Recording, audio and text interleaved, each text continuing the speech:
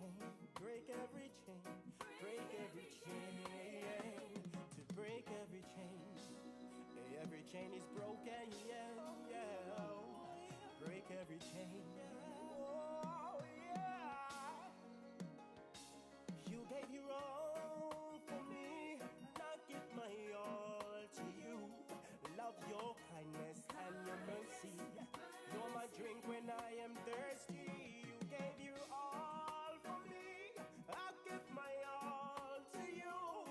I love your kindness and your mercy. You're my drink when I am thirsty, yeah.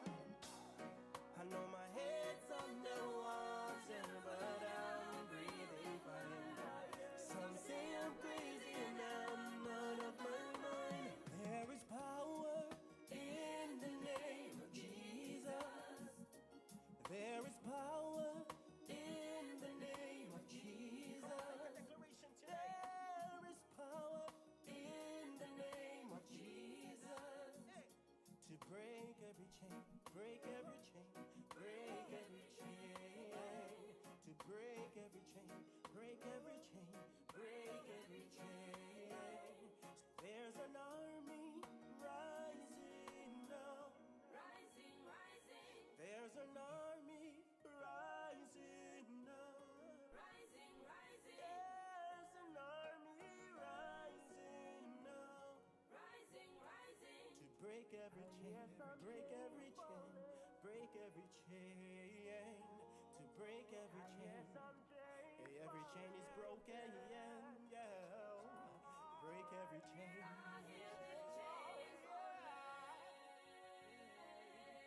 I hear some chains falling. Everybody come on, say, I hear some chains. I hear the chains falling. Everybody say, I hear the chains falling. I hear the chains falling.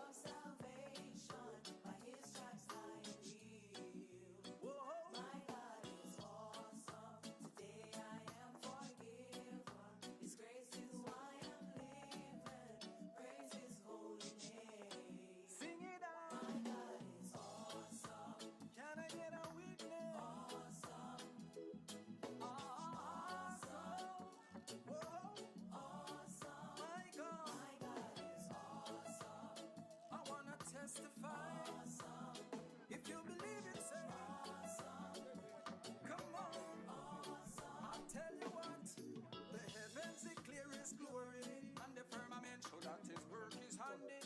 Yo, the birds and the bees and the land and the trees are enough to show his natural beauty. Don't be deceived by them vain tradition. This world no exist through no evolution. Everything was created by the Almighty One. If you think alike go read Genesis 1. My God is awesome. Can I get a witness? Awesome. Awesome. My God. Awesome. Oh yes, He is. Awesome. If you believe it, say awesome. Whoa. Awesome. Come on. Awesome. Can I testify? He's mighty. Me no worry when the enemy fight me, 'cause I know my God is strong and mighty. You reverse the curse when them striking. He's holy. So when the things on the world want hold me just ask my God to control me and mold me. In your holy word, me want you scold me. Yeah. He's great. is why I'm stepping out in faith. My God, I'll seek him and wait. I just wanna thank him for his mercy and grace. My God, deliver me from all evil, from bad mind people. God, them know I'm so like eagle. My provider, Jehovah Jireh. Me no worry about food, clothes and shelter. He's always providing all my needs according to his riches in glory. God, I'm me protector. When the enemies are sending them the threat, and I said God to catch me in a them net. Me no worry nor fret. Me drop in the breastplate of righteousness. Yes.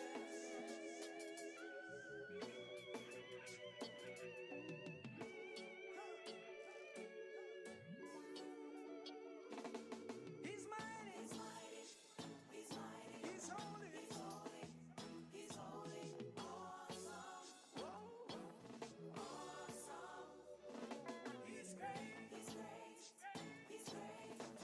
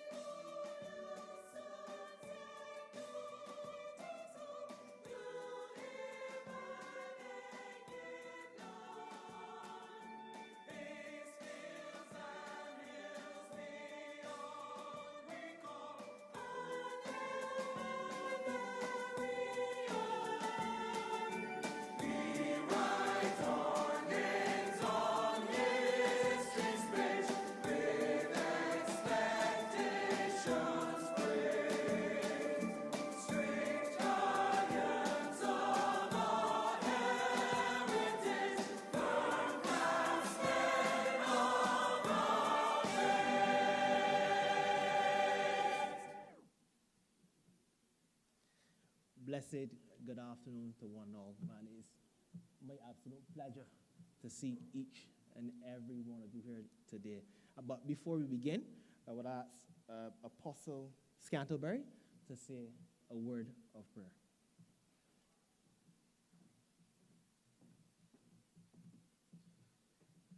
Let's bow our heads. Father, we thank you. We give you praise. We give you glory for your goodness, for your power, and for your faithfulness. We thank you for your Holy Spirit, the Spirit of wisdom and the Spirit of grace, the Spirit of power, the Spirit that brings unity among men. And so this evening, Father, as we come together in this auditorium, and as the Democratic Labor Party assembles to plan and to strategize, we thank you, Father, for wisdom and understanding. Your word reminds us to seek wisdom, to get wisdom, but in all of our getting, get understanding. And so today we thank you for understanding. We thank you for clarity of thought. We thank you for ideas and ideals that will align with your plan and your purpose for this nation. We pray for strength. We pray for power. We pray for grace. We pray for anointing. We pray for your mighty presence to be with the leaders, the leadership of this party, and those who have come this evening to join in support, to come together in unity and unison, to say to this nation that the time of change has come. And so, Father, we lift every individual. We lift this proceedings to you today.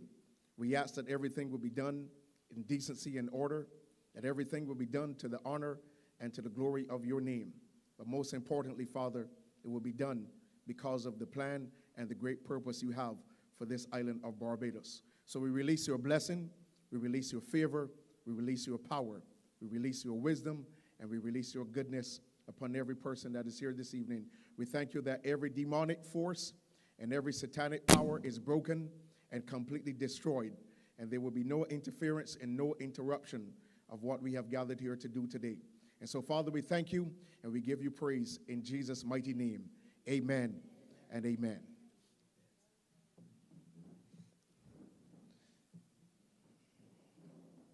Yeah, can you sit, please?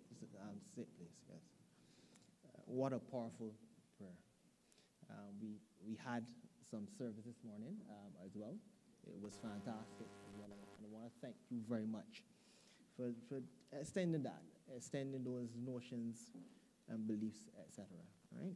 Now, I want to welcome everyone to the Northern Zone meeting. I'm extremely glad to be here. I just want to, can you guys hear me? Beautiful, beautiful. As it is our 70th anniversary, I want to remind you guys that we have a plethora of activities planned, and I want to make it extremely clear that we should try to come out to all, and show strength, continue to show strength. Now, we've lost some time here, which is unfortunate, but we have to move along as quickly as possible, right? To get, obviously, we can get a decent feel. We're going to get all that is needed to be said. We can get in. There's no doubt about it, right? I just checking the microphone. Everybody can hear me? Okay, thank you. Thank you. Right, so as we proceed, I would first like to announce that we're going to have Mr. Pedro Shepherd. He is the spokesperson for transport. He is going to say a couple words to all of us here this evening. But before we do, I just want to give everyone the heads up. In between, obviously, the speakers, because it's the 70th anniversary of this great party, we will be making, I will be announcing some accomplishments in which this great party would have been a champion in implementing, right? So listen carefully as I will be advising accordingly in between. As I stand here, I would like to just welcome Mr. Pedro Shepherd. Kindly give him a round of applause, please. Thank you.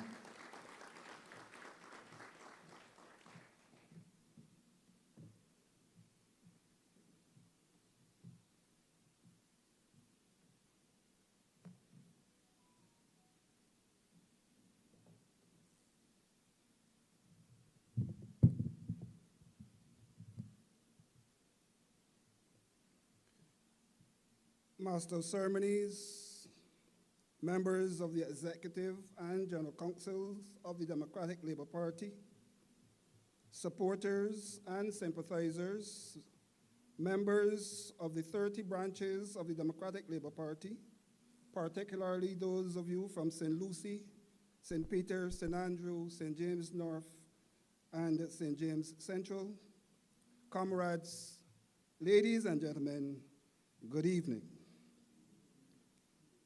I have been asked to say a few words to open the debate this evening, and it is really my pleasure to address this zonal meeting at the Alexandra Secondary School as your General Secretary and spokesperson on Transport and Works. Let me therefore begin by reminding you that the Democratic Labour Party is celebrating 70 years today. 70 years in 70 days. This party has a rich history and a story to tell. Whatever the story, be in the areas of housing, education, health, agriculture, foreign policy, social security and social services, labor, tourism, transport, climate change, or renewable energy, the story is one of positive upliftment of the people of Barbados. Our record has been a proud and stellar one between 1961 and 1976. Between 1986 and 1994, despite our challenges, and many of us can relate to that more recent period of 2008 to 2018, where we revolutionized housing, transformed education, and resuscitated and improved the delivery of health care, to name a few. It was the Democratic Labour Party who built the Best Dos Santos Lab. It was the Democratic Labour Party who built the Lloyd Erskine Sandiford Center. It was the Democratic Labour Party who started the Wyndham Grand Sam Lars Castle. It was indeed the Democratic Labour Party that launched the renewable energy sector in Barbados. And it was indeed the Democratic Labour Party that started the water augmentation program in St. Philip. That water will reach St. Lucie at some point. This morning, we attended church at Restoration Ministries in Brennan's Hill, simply to say thanks to the Almighty for our 70 years as a political party, and to ask Him to hold our hands, guide our steps, and direct our thoughts as we take the next steps towards another 70 years. During this year of our 70th anniversary celebrations, we will be having regular conversations with the Almighty because we understand His might, we understand His power, and we understand that He will not put more on this country than it can bear. And so we shall be seeking His guidance more often. The service was fantastic, and those of you who could not attend should view it online. I was certainly struck by the messages delivered by the spoken word and in song. The messages were clear.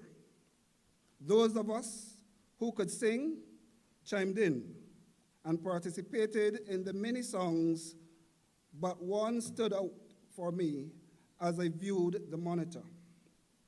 the latter part of the first verse said, "Great is thy faithfulness. Great is thy faithfulness. Morning by morning, new mercies I see. All I have needed, thy hand hath provided. Great is thy faithfulness, Lord, unto thee." I was particularly touched also by the third verse, which read, in part, "Pardoned for sin and a peace that endureth, thine own dear presence to cheer and to guide. Strength for today and bright hope for tomorrow. Blessings all mine with 10,000 beside." Felicia Dujon is our hope for a brighter tomorrow. It is therefore my call this evening to all of us to ensure that that bright hope for tomorrow gets all the assistance required to ensure victory. A victory on May 21st for us in St. James North will translate into a victory for the Democratic Labour Party whenever the bell is rung. Don't mind the naysayers who believe it is a foregone conclusion. This will be a battle of the fittest, and the fittest will win. Note I say the fittest, and not the richest. We accept that if it was about money, there will be no contest. But we believe morality must supersede money in Barbadian politics at this time. We must stand on principles and make the clear distinction between right and wrong or good and bad. We have had to endure a politics in Barbados since 2018, where morality has been eradicated from government and governance. Look at the escalation of crime, lawlessness, and genuine bad behavior among some citizens. Ladies and gentlemen, a Democratic Labour Party will restore morality and values to the way things are done in Barbados. And this evening, we will share with you 7 additional persons who, by their upbringing and educational accomplishments, will help our next Prime Minister, our political leader, and his government, which is temporarily in the waiting room, to turn around this country.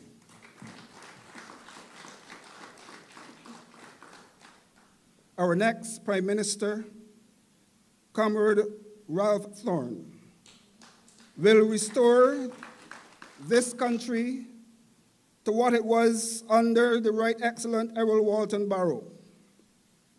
What he created between 1961 and 1976, and that which his successors, Sir Lloyd Erskine Sandiford, David Thompson, and Frundle Stewart, pursued thereafter. Earlier this week, the country breathed a sigh of relief when the Member of Parliament for this constituency signaled his intention to resign from being the Member of Parliament effective 10 o'clock on Friday the 25th of April. He is now voluntarily unemployed. His job was advertised almost immediately by his employer, and we had decided to put in an application for that job. Ironically, 2 weeks ago, we had interviewed 2 prospective candidates for this anticipated vacancy, and the councils of the Democratic Labour Party decided that Ms. Felicia Dujon would be the perfect candidate for the job. Comrades, this evening, therefore, we will have the opportunity to see her perform while on probation in anticipation of full-time employment as the Member of Parliament for the constituency of St. James North. As we canvassed Ashton Hall, the whim and environs yesterday, the story was much the same in those areas of St. Peter, which fall under the constituency of St. James North.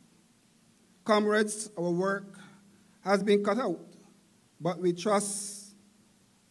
must be up to the task of ensuring that Felicia Dujon put this one in the bag for we. Felicia must become the first female and second DLP candidate to represent St. James North. Time is against me, so before I conclude, just let me say a bit about my portfolio. I want to say to you that I am waiting to apply for the job at the Ministry of Public Works and Transport when elections are called. Currently, I am taking careful note of the requirements for the job. Unfortunately, I cannot have as my mentor the current job holder, as she is underperforming as the Minister of Transport and Works. People still can't get buses to get to work. Commuters are still lining up for hours in the bus stands waiting on buses to get home and to work. School children not getting to school early because there are no buses to take them there. Taxi drivers complaining. Public service vehicle owners and employees complaining. Road users complaining. Prospective drivers and persons requiring the services available at the licensing authority have to stand and sit in sweltering sun to get permits, tests, etc. Compounding all this is the terrible state of our major secondary and minor roads in this country. As I am in the north, I will speak to the condition of the roads from 1.25 miles to Speightstown, from St. Lucie Church to the northerly districts of Gemmots, Crab Hill, Arches Bay, and so on. Last month, as I addressed St. Philip North, I was able to speak to the issues in St. Philip. But I also raised the issues then about St. Lucie, and will raise the issues concerning the St. Lucie people again. The issue of St. Lucie residents having to pay 2 bus fares to get to Bridgetown, while other citizens across the country pay 1 bus fare, whether it is from Bayfield in St. Philip to Bridgetown or Bathsheba in St. Joseph to Bridgetown, they should not be required to do that. This evening, I am saying, therefore, that the Democratic Labour Party's candidate, Alvin Topping, must therefore be elected to the Parliament of Barbados as part of a Democratic Labour Party government to correct the water, roads, and transportation issues afflicting the constituents of St. Lucie. More can be said about my portfolio, but today is not really about me. Ladies and gentlemen, comrades and friends, sympathizers and supporters, I call on all of us this evening to rally around Felicia Dujon in St. James North over the next 3 weeks. She will need every ounce of support and encouragement you can give. Let us wish her well, and all others who will be introduced tonight. The battle is on. Get out in the field and do the work. The country is calling for the Democratic Labour Party. We must, however, show this country that we want the country and that we want to be the government. Let us continue to stay on the highway to victory. Comrade Ralph Thorne started the journey in February 2024 when he crossed the floor. We will continue through every single parish and every constituency to spread the gospel according to the Democratic Labour Party and recapture the imagination of the electorate. May God continue to bless this great party as we reclaim our rightful place as the government of Barbados and restore some morality in our country. I thank you, ladies and gentlemen, for listening. Do enjoy the rest of your evening and continue to serve this great party, the Democratic Labour Party. Thank you.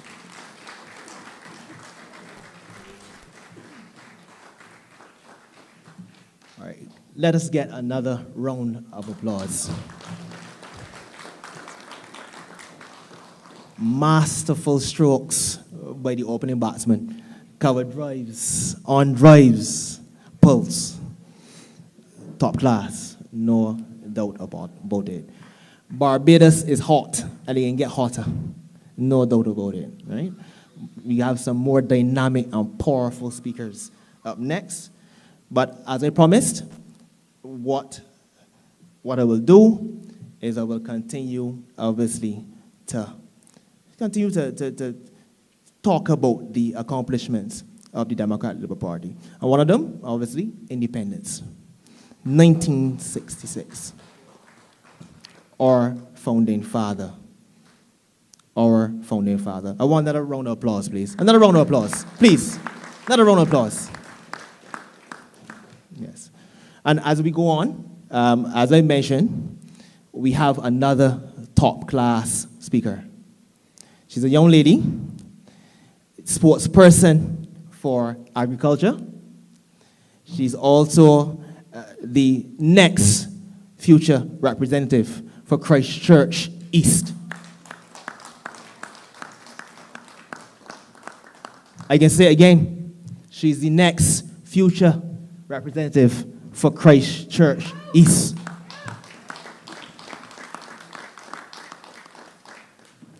Miss Amoy Gilding-Bourne. Kindly welcome her, please. Thank you. Good evening, everyone. You can hear me good? I'm not feeling too well this evening, so I will be short and sweet. Ms. Dujon and I met around 2007.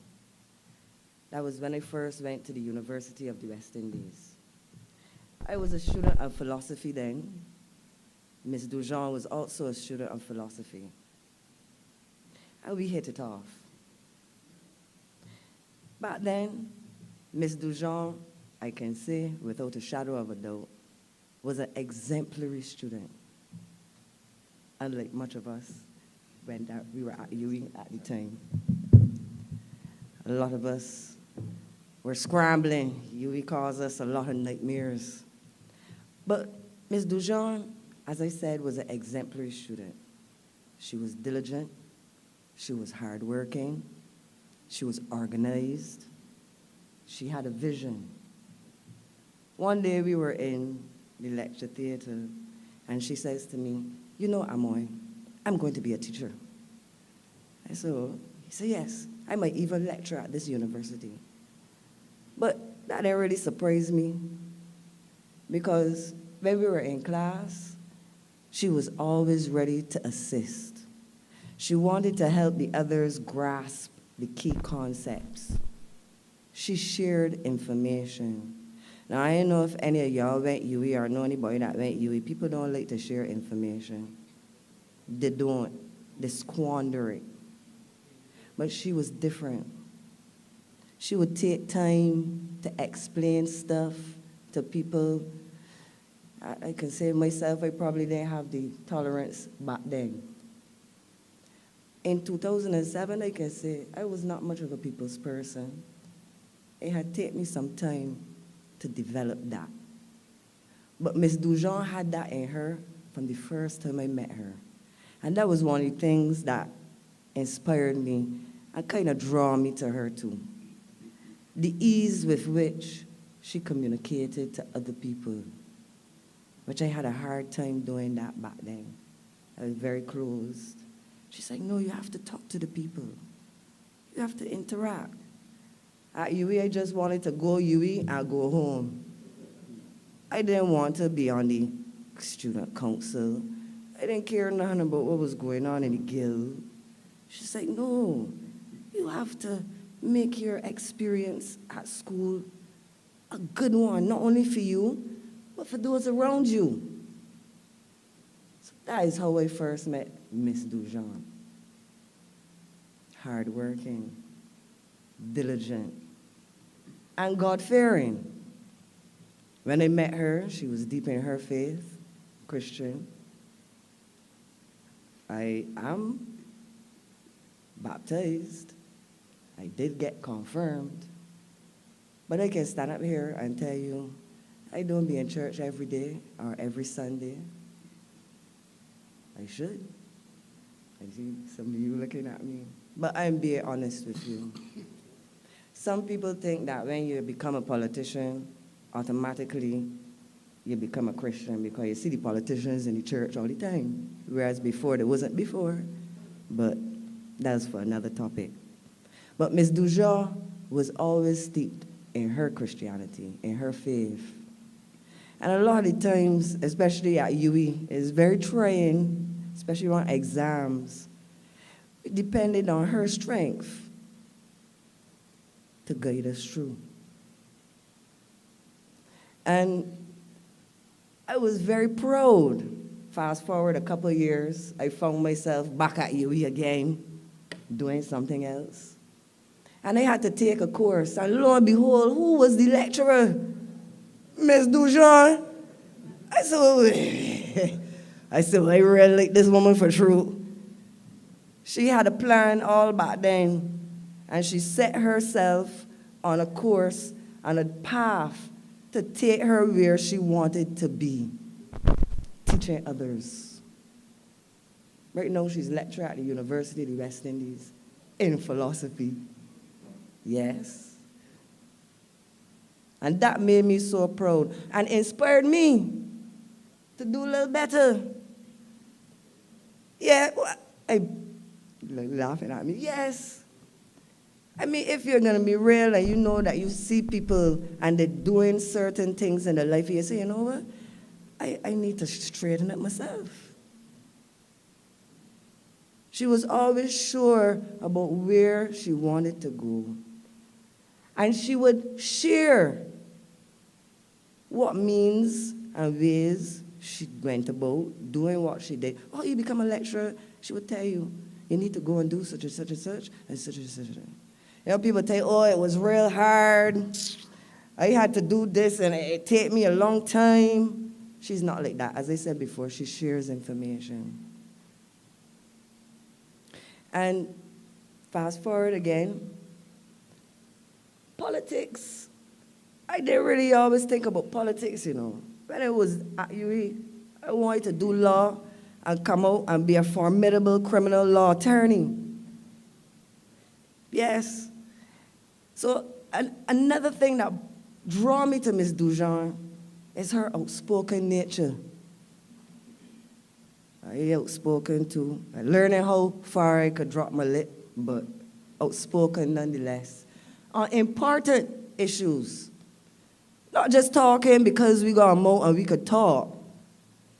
Talking when things need to be said. Especially when injustice is in the air, like it is too often. She's not afraid to challenge the status quo. Some people say she has a backbone, a spine, something that is missing from politicians. Note I say politicians. We need quality persons within this party, and that Ms. Dujon is. I can attest to that. She's outspoken on matters of injustice, particularly on behalf of children. She's passionate about advocacy for child rights. She forced the government to rethink and repeal the Child Protection Bill.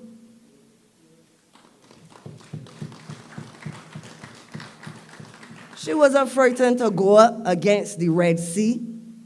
She parked that.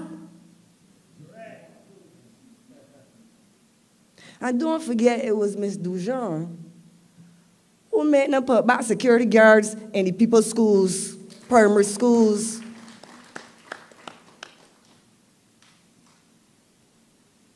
And lest we forget, it was Miss Dujon who made the government apologize to parents and students when they decide to do the IDB survey and ask we children a bunch of nonsense behind we backs.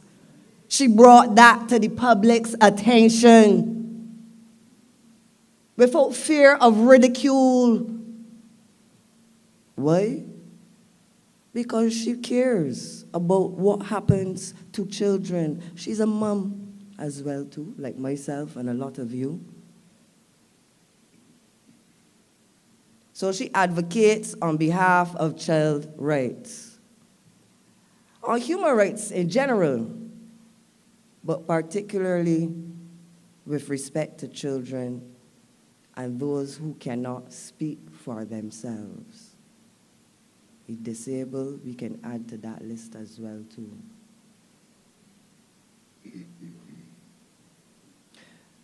Ms. Dujon shot the idea of me in politics over my desk a day. Just impromptu conversation. Yes, so we need you in politics. Anyhow, I'll call you back. Politics? I said, all right, I'll attend a few things. I will go and I will listen. I heard her speak. Without a shadow of a doubt, I know she's not getting into anything that she's not serious about. She is not involving herself in anything that she is not 100% committed to. She's not here for glitz and glamour. Like all of the candidates for the Democratic Labour Party, we are here to do the work of the people. We're tired with the long talk. We're tired of all of the excuses. We want positive change for Barbados. And Ms. Dujon is going to bring positive change to St. James North.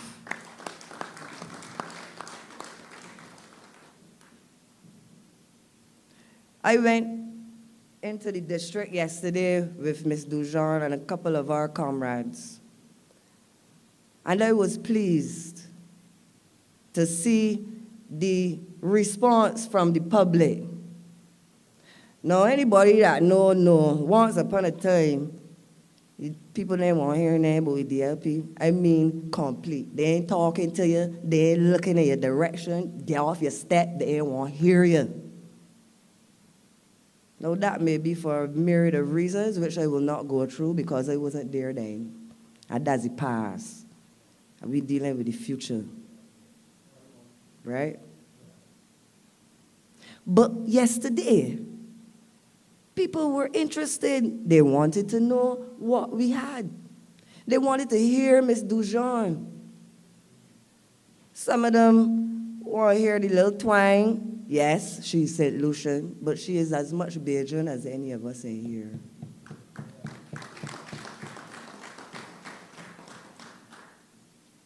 She's been in Barbados for more than 20 years.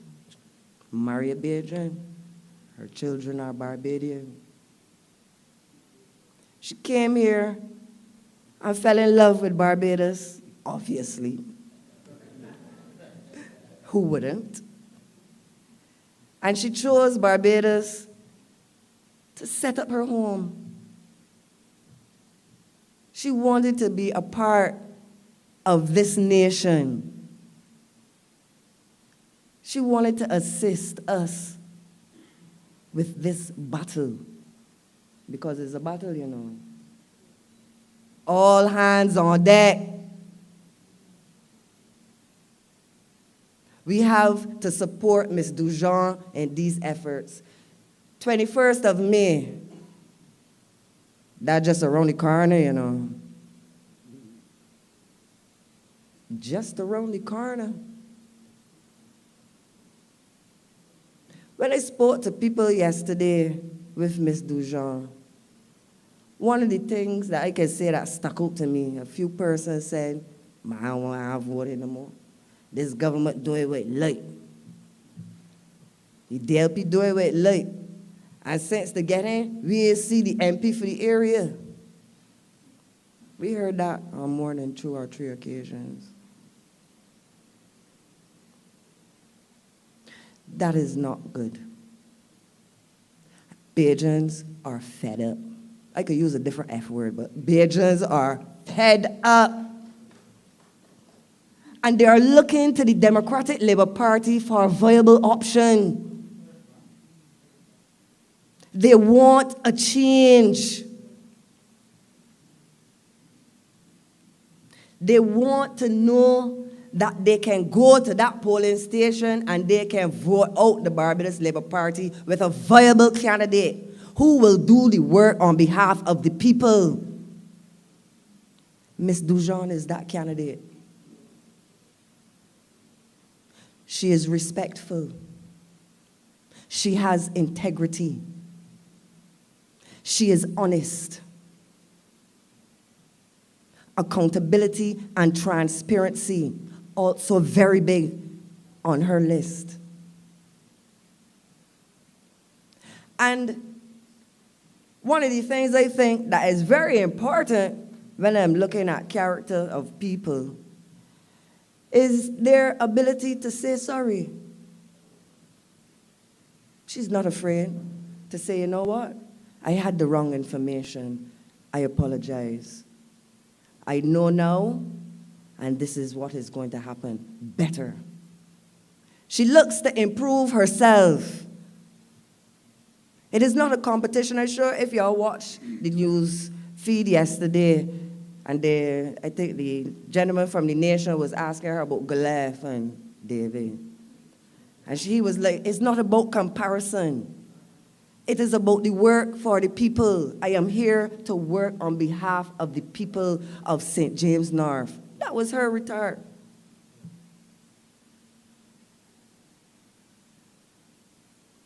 I have faith in Miss Felicia Dujon. I have faith that she will come and she will do the work and she will get the job done and get it done well. I'm better than those that came before her. And yes, a man told me yesterday, Ross, you joking. The DLP have been in that area since blah, blah, blah. Okay, that may be. But do you know the future? Never say never. Never say never. So we're not listening to those detractors. We're not listening to those negative soothsayers that don't have any positive criticism to give you. Ms. Dujon interacted with several people yesterday who were parents, multiple children, who need employment.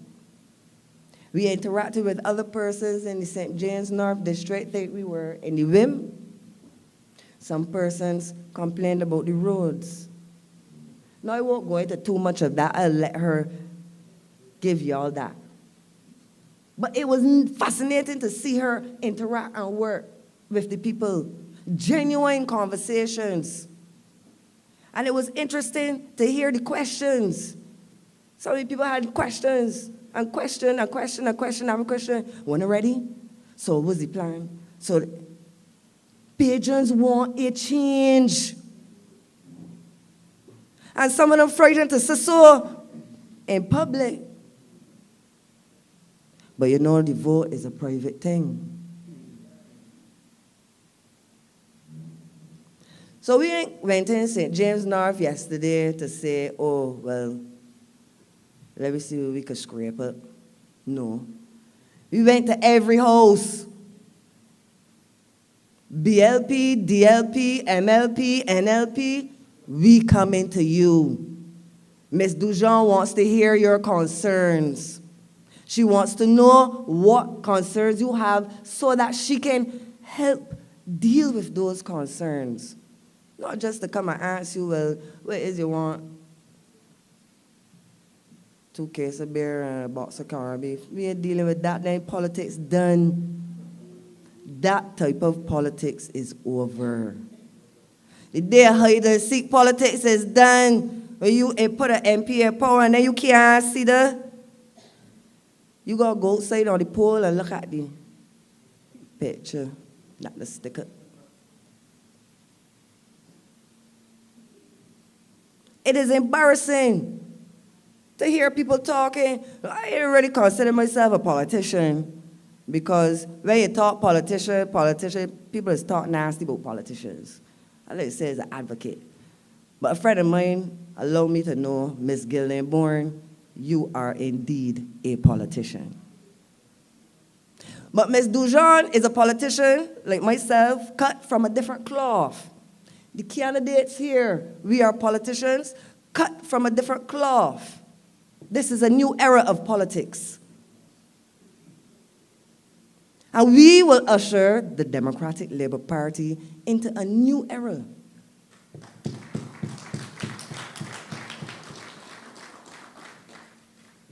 Miss Dujon, I like her real bad. I like her style. She real down to earth too, for those of you who haven't interacted with her yet. And for some of my Jamaican friends will say, she little but she tallow. She's thunder in a box. Small in stature, big in personality. And she's just not all books neither. She's a farmer as well, much like myself. So she is, as well, a daughter of the soil. She don't mind getting her hands dirty. And you know, being a farmer is not easy. That takes dedication, consistency, passion about what you're doing, and the ability to energize others. She got me here, and I'm glad she did. When I hear Ms. Dujon speak about the Democratic Labour Party, sometimes I just get goosebumps. I just tell myself, boy, arrow barrel proud, boy. I watch her speak. I listen to her when she talks. And I say, you know what? This is something that needs my attention. Because at the end of the day, I was complaining about the government too. Cost of living high for me as well. But it made no sense complaining, and I was in a position to do something. Ms. Dujon often tells me, Amoy, we, the candidates, we are doing the work of God. We're just not here spinning coffins. This is needed. We need people like Ms. Dujon. And I hope that the residents of St. James North will think wisely about this decision. As Mr. Shepherd said not long ago, winning this seat will open the floodgates for the rest.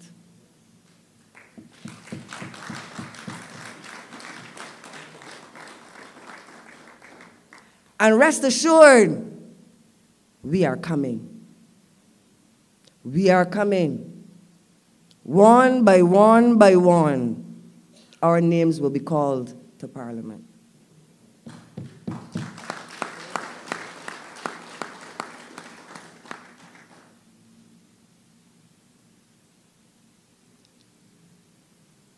I'm not going to say anything on agriculture, because I didn't come here to talk about the failing agricultural sector. I didn't come here to talk about how over 6 years and they didn't do absolutely nothing with agriculture, how to kill the sugar industry. No, I'm not going to talk about that. Today is about Ms. Dujon and St. James North and winning this seat 21st of May in this by-election.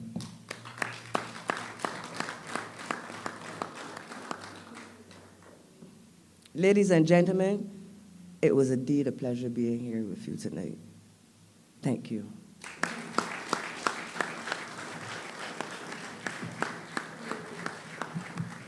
All right, we loose now, peoples. We must clap for that, for sure. So as I mentioned earlier up in the afternoon, I'm going to list some accomplishments of the Democratic Labour Party. Listen, the reality of it is we can walk about with our chests up high. We can beat our chests every single time. First one, the introduction of free secondary education in 1962. The opening of a campus of the University of the West Indies in 1963. Passed the Tenantries Act in 1965, which protected tenants from being ejected from their buildings by landlords. Took the country into independence in 1966. I want a double clap for that. Big one. Yeah, and an extra little something there, a little whistle as well. Establishment of the National Insurance Scheme in 1967. Passed the Sugar Workers Minimum Wage and Employment Guarantee Act in 1968. Yeah, you can clap for that. You can clap for that too. Passed the Severance Payment Act in 1971. Established the National Housing Corporation in 1973. Moved the Barbadian economy from sugar-based agriculture to more balanced economy with the development of tourism and manufacturing industries from the years of 1961 to 1976. Passed the Employment of Women Act in 1976. And I would challenge the current government to list and name at least 5 of those really significant accomplishments. So we can clap for the Democratic Labour Party.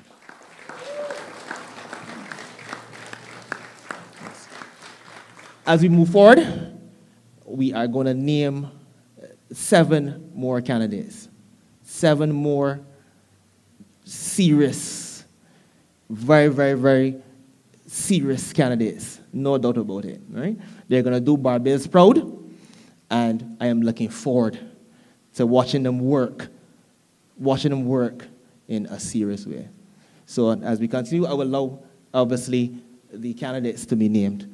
Oh, excuse myself, just hold on a second.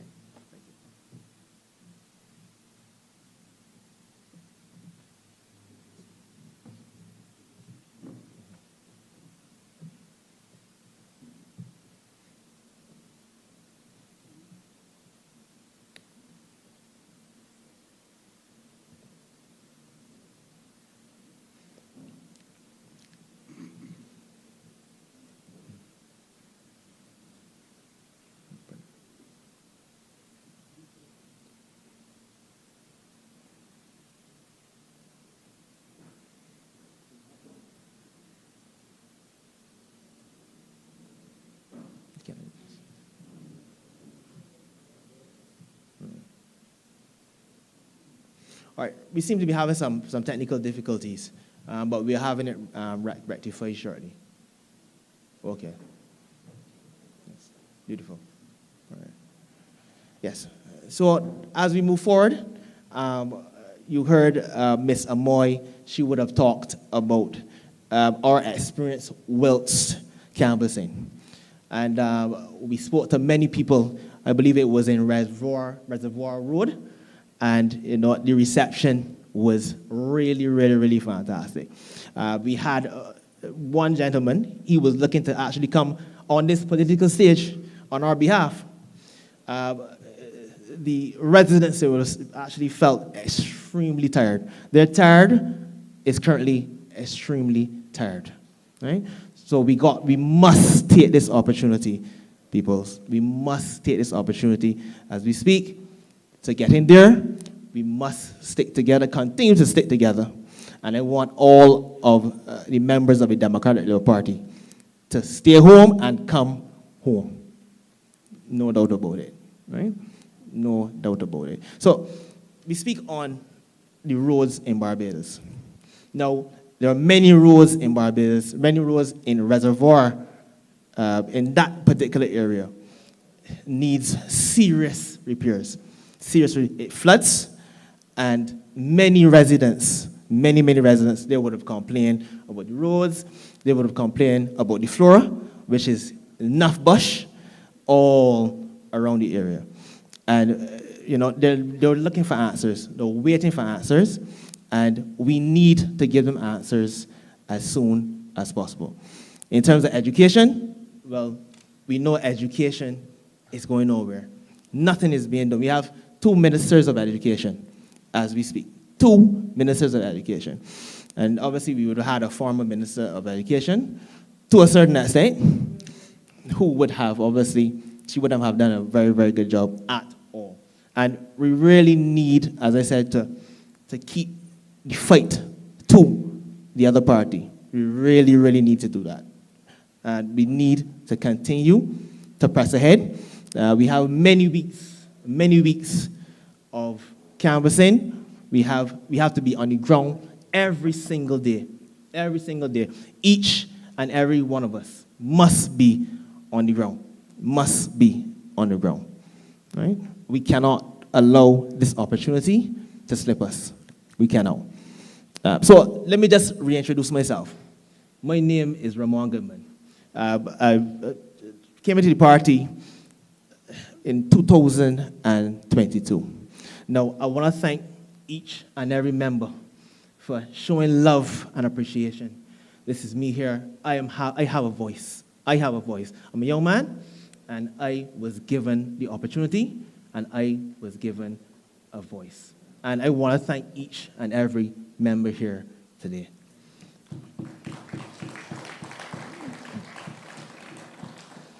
Now, believe it or not, this is my alma mater. Right? I would have gotten here a little early, and I would have walked along the grounds. Many memories. I played cricket out there on that cricket field. I learned discipline, and I learned the ability to stick in there and get the job done. Right? And I'm thankful to this school as I stand up here. And it's so ironic that I'm here now talking to you in a different capacity. And I have never, ever been actually on this stage to talk. So that is the irony of it. That is the irony of it. But I want to thank each and every one of you, obviously, to show really love and support that you guys continue to give. As annual conference is actually coming up, and I want all members, please, let us show numbers at each and every one of these events. Each and every one of these events, we must show numbers. We must show strength. So, as we move forward, I don't think they are ready for me as yet.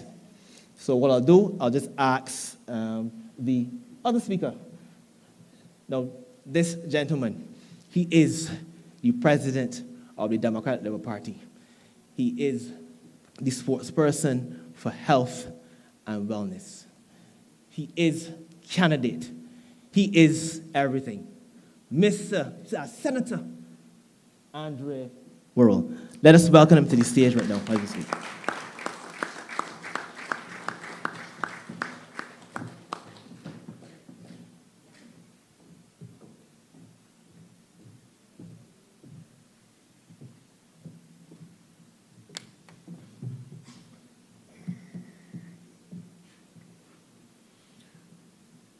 Good evening to all of the members of the Democratic Labour Party, and good evening to the constituents and residents of St. James North. It is an honor for me to be here tonight to speak to you at this, our first zone meeting for the Northern Zone, and also at a time where we are in a position to announce 7 more of our candidates, bringing our total number of candidates to 22. This shows that the Democratic Labour Party is working, and this shows that the Democratic Labour Party is serious, and we are hearing and acknowledging the call of the people of Barbados. And tonight, one of those candidates will be the candidate which will be successful at the May 21st election in St. James North, Miss Felicia Dujon, and bring a victory for the Democratic Labour Party in this riding. Now, tonight is not just about our candidates, but it is an ideal opportunity for us to more or less speak to our St. James North by-election campaign and to recognize that we are hearing the voices of the people of Barbados. When you go to the supermarket, they stop you and they whisper, "I am supporting you." They tell you about their concerns, about their fears. They recognize that democracy in this country is under threat. There's a fear of crime. There's a fear of the cost of living. And the people of Barbados are looking to the Democratic Labour Party to fix and address these things whenever the general election is called, so that we will be the next government in Barbados to remove the tyranny and the dictatorship from off of the face of Barbados and deal with the pressing issues affecting each and every single Barbadian. They also want us to acknowledge that we will not forget the small man. We will not forget the poor in this country. Because as they look on and see what this government is doing, there's a strong sense that we Barbadians are being left out in the development of this country, that we are being left out in the business opportunities in this country, that we are being forced to accept below normal and average work contracts in this country. And those are the things that challenge a number of people in Barbados, that the government seem to have sold them out, and they are looking for a Democratic Labour Party to come and rescue them from this tyrant, come and rescue them from what they're calling lineage in terms of politics, or blood ties politics, pedigree. We heard it last night in a news interview where they were launching their candidate and talking about him having pedigree, bloodline politics. And you remember that we heard that before in the St. George North by-election campaign. And I'm certain that many people in Barbados regret voting in that person in St. George North because they feel as though they have betrayed the workers' movement in this country. If bloodline politics does that to you, do not vote for bloodline politics. Do not vote for pedigree, because people with pedigree will not recognize the challenges of the ordinary man. A dog with pedigree does not care about the salmon tot retriever. They only care about winning the prizes at the dog shows, but not necessarily looking out for the rest of people in Barbados. And that is the government which we have by the Barbados Labour Party, led by Mayor Motley. And I am telling you that under the leadership of the Honourable Ralph Thorne, we can make a difference in this country. We can go out there and work with the people of Barbados and restore justice, restore a sense of normalcy in this country, where Barbadians feel as though they have a chance in this country. This morning, we went to the 70th anniversary service, and I also want to make a plug here for my colleague, Senator Ryan Walters, who is not with us because he's overseas on business, but I'm certain if he was in the country, he would be here at every single one of these activities with us. So that is to explain, because we are working together as a team, supporting each other. This morning at the church service, the pastor, his sermon was more so based on the crime situation in this country. One of the things that many Barbadians are fearful of. And you know what? It is not just the old Barbadians, but it's the little children as well. You had two situations where a 13-year-old was shot, and I attended that funeral with one of our candidates who will be announced today, and we did not even get home good from that funeral service. And you heard about the grazing with a bullet by a 14-year-old living in the city.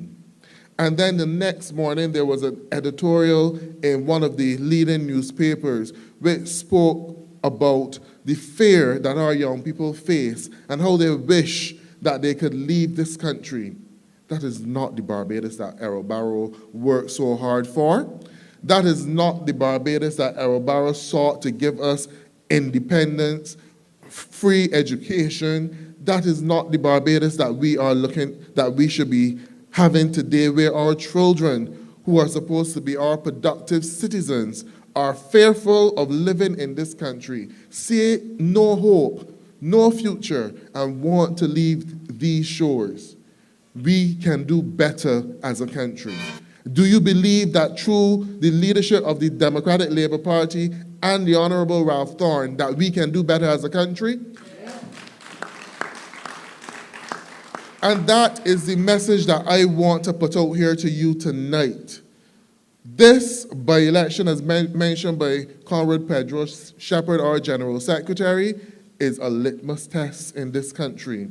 It's a referendum on the leadership of Mia Amor Motley as the Prime Minister of this country and all of the failings of her government. She has not been able to address cost of living. We are still suffering. You had a budget and nothing was offered in the budget that would ease what we pay in the supermarkets on a monthly basis. Furthermore, they increased the NIS contributions through the resilience levy by 0.25%. So as of this month, workers are taking home less in their pay pack, already dealing with high cost of living in this country and finding it hard to make ends meet. And the Barbados Labour Party, they just look over those things because that is pedigree politics. It does not affect them. It does not come to their door. It does not affect how they put meals on their table. So they're not going to deal anything with it.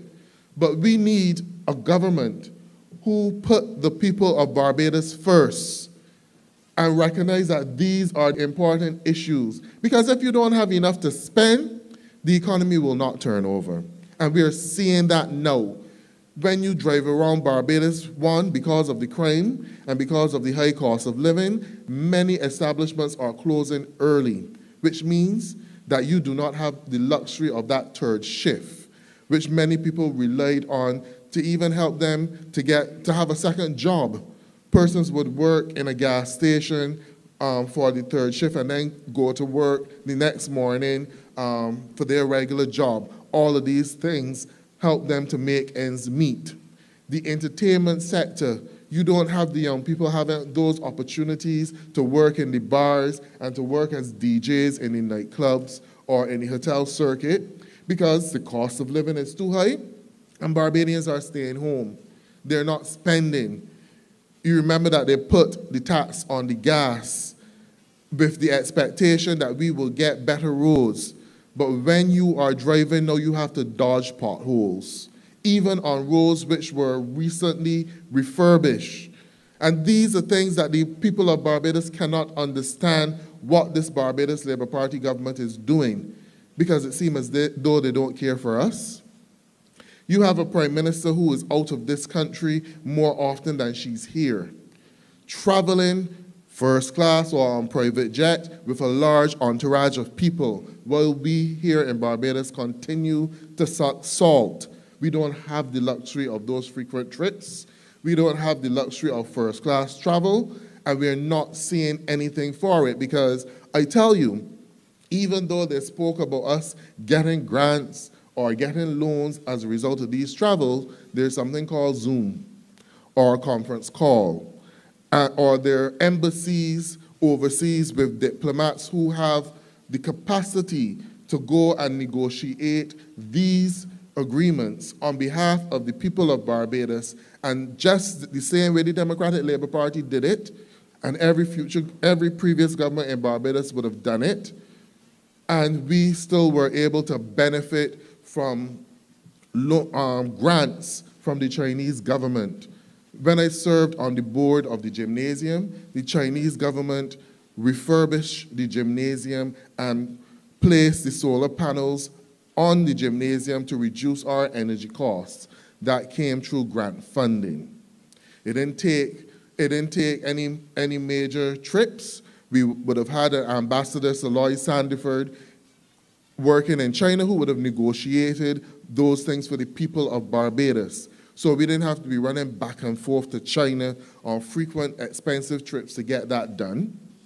And I would have you know as well that the same Chinese government, before they had finished the gymnasium project, agreed that they would have refurbished the National Stadium and rebuilt an entire national stadium. And had this Barbados Labour Party government not come to office in 2018, the people of Barbados would have had a spanking new national stadium ever since. Welcome the political leader of the Democratic Labour Party, opposition leader, the Honorable Ralph Thorne.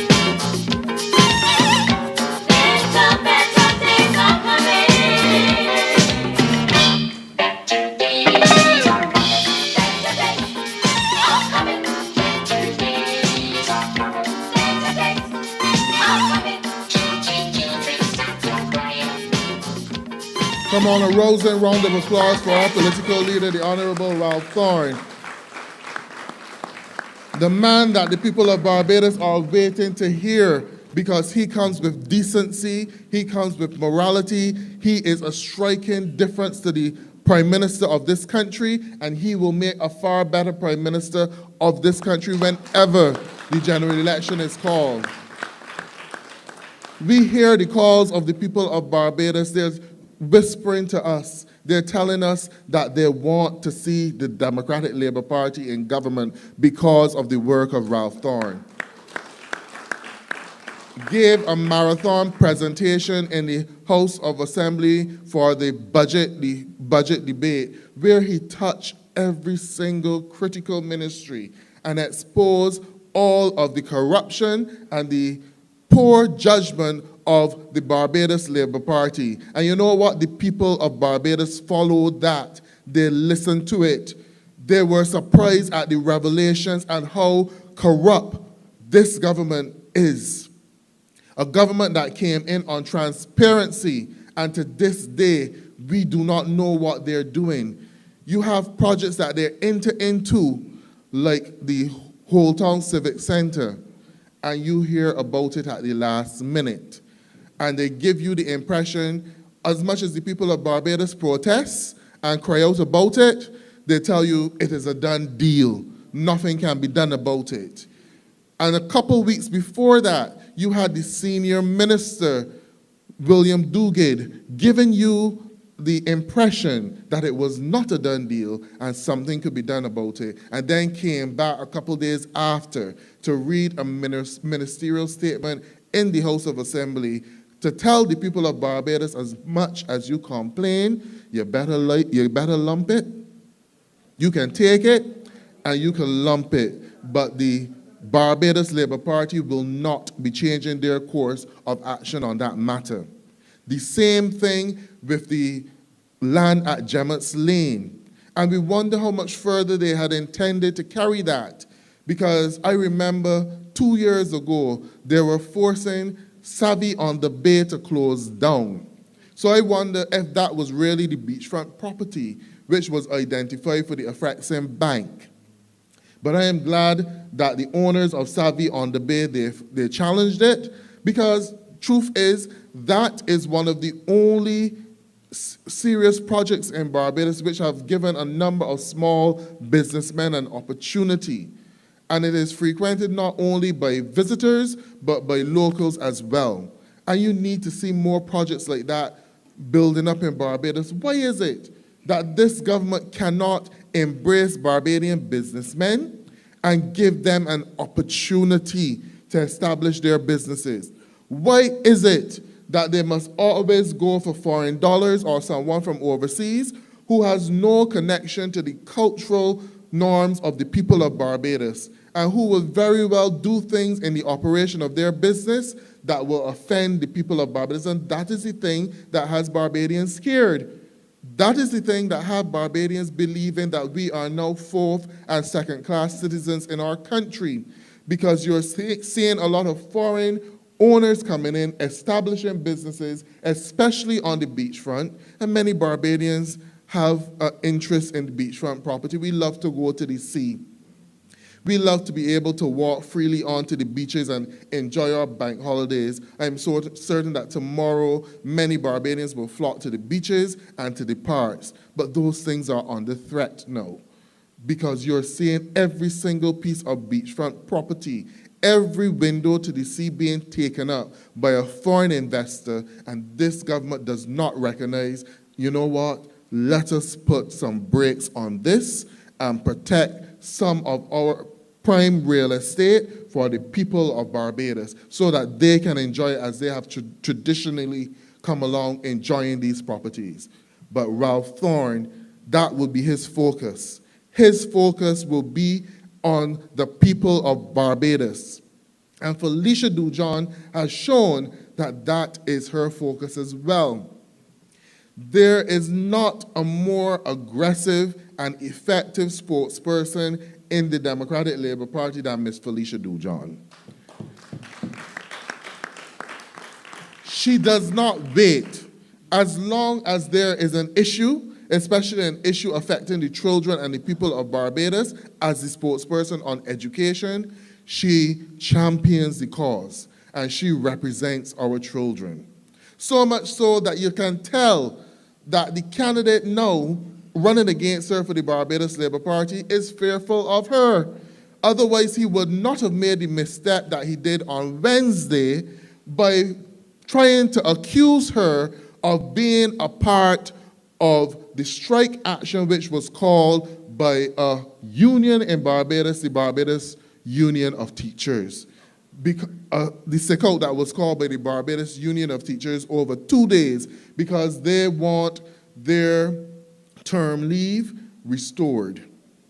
Now, all of the talk and all of the credit that they try to give that young man, you see, he could not help but to display his level of arrogance and also his level of ignorance as well. I would use that because you are in negotiations with a union. You didn't sit down with Felicia Dujon at the table. Felicia Dujon had nothing to do with it. But you have shown that you are fearful of her because of her positive activism that she has led with so far. And you recognize that she is championing the cause of the people of Barbados and champion causes that should be done. Missed a grand opportunity. If he really had any leadership ability, that strike would have ended, that sickout would have ended on Thursday. Because a country, a government that campaigned in the budget of bounty with the $300 checks that was promised but none of us ain't get yet, or know how you're supposed to get it, that is a symbol of bounty. So therefore, allow the hardworking teachers in Barbados to enjoy some of that bounty. Because we know, given what is going on in our school system now, the teachers are probably burned out and fatigued. Every single day, you're hearing about a different act of violence committed by children. 16-year-olds, 13-year-olds, 18-year-olds. So it means that our teachers must be under tremendous pressure. And if you are telling us that this is a country of bounty. Why can't you allow them to enjoy some of that bounty the way that they were traditionally allowed to do it? Recognize the importance of the value of that term leave. You need an opportunity to reset yourself. You need an opportunity as a teacher to look to see if there's an area that you would want to study that can improve your ability to meet the needs of our children. That is what that term leave is about. Teachers in Barbados have the one job that there is no clock out time. There's no clock out time for teachers. Even though teachers work from 9 until 3, dedicated teachers carry homework religiously every day. At this time for the Common Entrance exam, all of those Class 4 teachers were at the schools with their children for half day or for the entire day, preparing them for the exam. And not just the primary school teachers, but the same thing is done at the secondary schools as well, helping the children to complete their SBAs, doing much needed revision. So you cannot ever tell me that a teacher does not deserve that term leave or deserve that ability that they can refresh and renew their focus and their spirit to give to the children of Barbados. And he is denying them that opportunity. So it shows that he is not fit for leadership. He is not fit for leadership. And it shows that he is also fearful of his competitor because he knows that she will do a better job any day with rain, thunder, or lightning. She will look out for the interests of the children of Barbados. And that is why the Democratic Labour Party supporters and all those people who want to see a change in government in Barbados need to rally behind Ms. Felicia Dujon in St. James North. This is our opportunity to fire a warning shot across the bow of the Barbados Labour Party to let them know that this is a referendum on your leadership. And so far, Barbadians are not impressed. Tint will not deal with the crime situation. So if you don't know how to deal with it, pack up and move out and let the Honorable Ralph Thorne, who has been advocating for gang legislation, deal with it. You will see a reduction in crime. Tint will not deal with it. And you will also many of our candidates. One of the things that you need to do is to give young people opportunities. We have our spokespersons on community development, I believe is Mr. Simon Clark, who would have mentioned the importance of getting our communities functioning again so that you would have holistic activities for the children in the communities. Right now, under the Barbados Labour Party, community centers are open when no one is there. During the day, community centers are open when the children are at school or people are at work. But at 6 o'clock in the evening, they're closed when the residents can be using them. And if we had activities which were done by the constituency councils within the communities, I am certain a lot of our young people would be saved, and you would not have 13 and 14-year-olds telling you that they are fearful for living here in Barbados. Our constituency council organized training programs. They sponsored football clubs. They sponsored cricket. They sponsored homework programs. Are these not things that the people of Barbados can benefit from today? They sponsored Ready for the World programs where they taught our young people how to dress, how to present themselves for an interview, the types of jobs which were available to them, teaching them about interview skills. All of those things were done by the constituency councils, and that horrendous government in 2018 slashed all of these things, and then we slowly witnessed the decay in Barbados. The decay in Barbados where you cannot get our young people to come out of their homes to involve themselves in activities because they are in fear. The escalation in crime.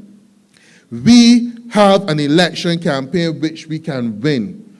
All it needs is for every single Democratic Labour Party supporter, every single Barbadian who is fearful of the Barbados Labour Party. I know some of you will not walk with us in the election campaign, but when you see us in the supermarkets or we pass you on the road, you will whisper to us that you are supporting us. I understand that is because of fear of tyranny, because this is a government. I want to get back to the union situation.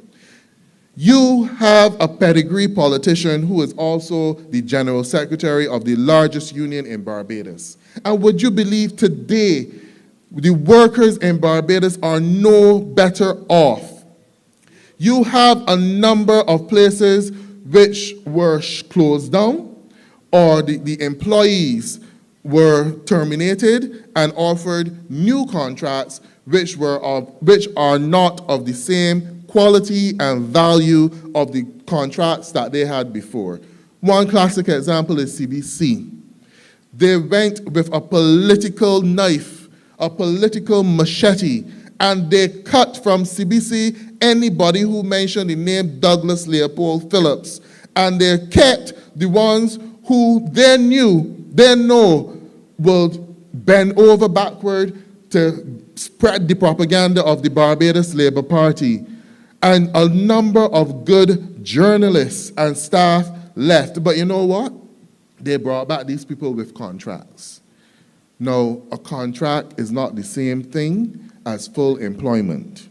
We have to ask how long the contracts are for. You have now devalued the working class citizens in Barbados. Because if you have a contract for 3 years, it means that every 3 years you have to go and get that renewed.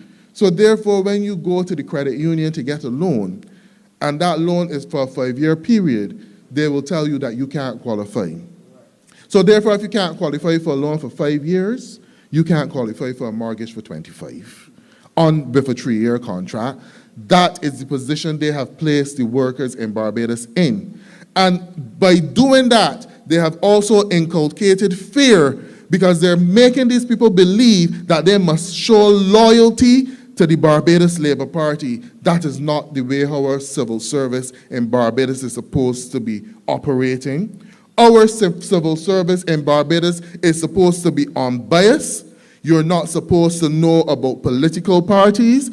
Even there are rules in the general orders that you are not even supposed to wear a DLP or Barbados Labour Party branded shirt or anything as a civil servant in Barbados. So therefore, a civil servant should not have to show any loyalty to any politician when they're conducting their work. And I believe it is as a result of this that you are getting a number of walk-back decisions happening in this country. Because they're not listening to the civil servants, they feel threatened, so they basically tell them what they want to hear. And that is not the best advice for the people of Barbados. So you see that in the Ministry of Transport and Works, they still don't know how to deal with the road tax. You see in the education system, they can't get the grooming policy implemented. You see in the business environment, they came about with a number of rules for KIPO, but it's still not functioning properly. It still takes you three months or something like that, or you're going to know somebody in KIPO to get a business registered. I'm certain that the lawyers in here will tell you, even when it comes to charities and stuff like that. So the government of Barbados is not availing themselves to the best advice. What they're doing is they're paying off Barbadians for that advice, and then they get whatever they want. So we come to the politics of morality versus money. And that is the difference that the Democratic Labour Party will make under the leadership of Ralph Thorne. And that is one of the messages that we want to send to the residents of St. James North in this election. If you take the money, you will lose out on the morality. And the morality is far better for you at this time. The morality will see a reduction in crime. The morality will see a reduction in cost of living. The morality will see our children have less fear about living in Barbados and have more hope and optimism about Barbados. That is what Errol Barrow stood for. And that is what the Democratic Labour Party will always stand for. That is what Felicia Dujon stands for. That is what Ralph Thorne stands for, what Pedro Shepherd, what Andre Worrell, Randall Rouse, Nathaniel Boy, Shaquani Hunt, all of our named candidates, Senator Ryan Walters, Dale Rowe. We stand for morality. And we will make sure that Ms. Felicia Dujon and Dr. Eswick too, we will make sure that Felicia Dujon campaigns on the platform of decency and morality because she is a woman. She is a woman with very high standards, a mother who cares not only for her 2 Barbadian children, but she cares for all of the children in Barbados. And she wants to make sure that they all have an equal opportunity to thrive and to survive in this country. And that is why the people of St. James North, you can rest assured that when you vote for Felicia Dujon, she will be there to represent you. She is a listener.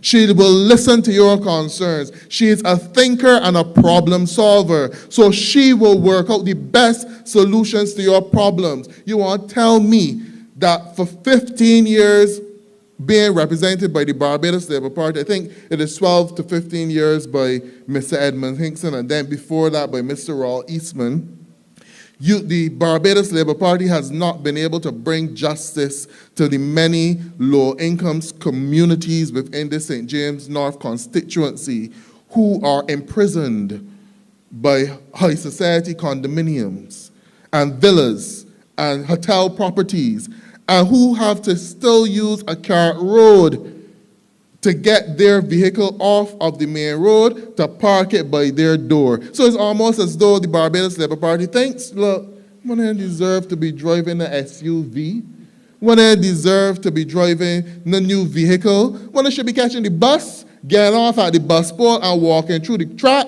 whether it is a bright sunny day or a dark night and rain falling with mud, to get to your houses. You imagine how many people in this constituency have to walk with 2 pairs of shoes, one for the muddy road and then one to get to Paton when you get on the flat road and to go to work.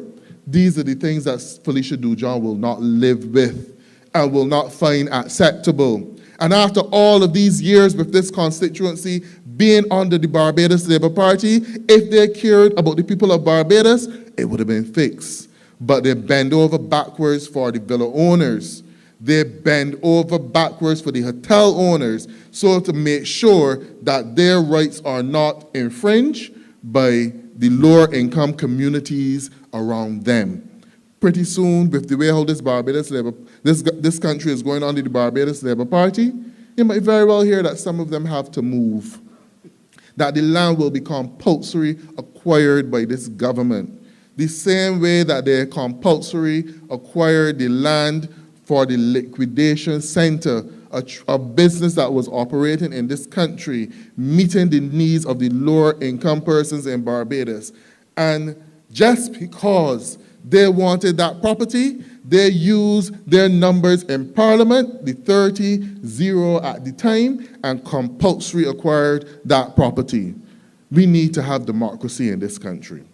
For now, with this by-election, we need to have another voice sitting in the lower house of assembly with Mr. Ralph Thorne to give him an ease, so that every week he does not have to bring the opening response to every piece of legislation, because Felicia Dujon will help him with that, so that he would have the opportunity to strategize of the big picture, winning the general election whenever it is called. So that is what this seat will do for the Democratic Labour Party. That is what it will do for democracy in this country. It will give us an additional voice in the House of Assembly, the lower house, with Ms. Felicia Dujon, and then in the Senate, myself and Ryan Walters, we will continue to articulate whatever they brought. That is the plan for this country. And if you want to see a move away from this tyranny, vote Democratic Labour Party in the May 21st by-election. Vote for Felicia Dujon, even if you don't live in St. James North, but you have family in St. James North. Call them and encourage them and make sure that they get to the poll. And also speak to them when they're at work. Tell them that Barbadians are looking at them to send a shot across the bow of the Barbados Labour Party. Vote for change. Vote for decency. Vote for morals over money. Vote for Felicia Dujon and the Democratic Labour Party. I thank you this evening.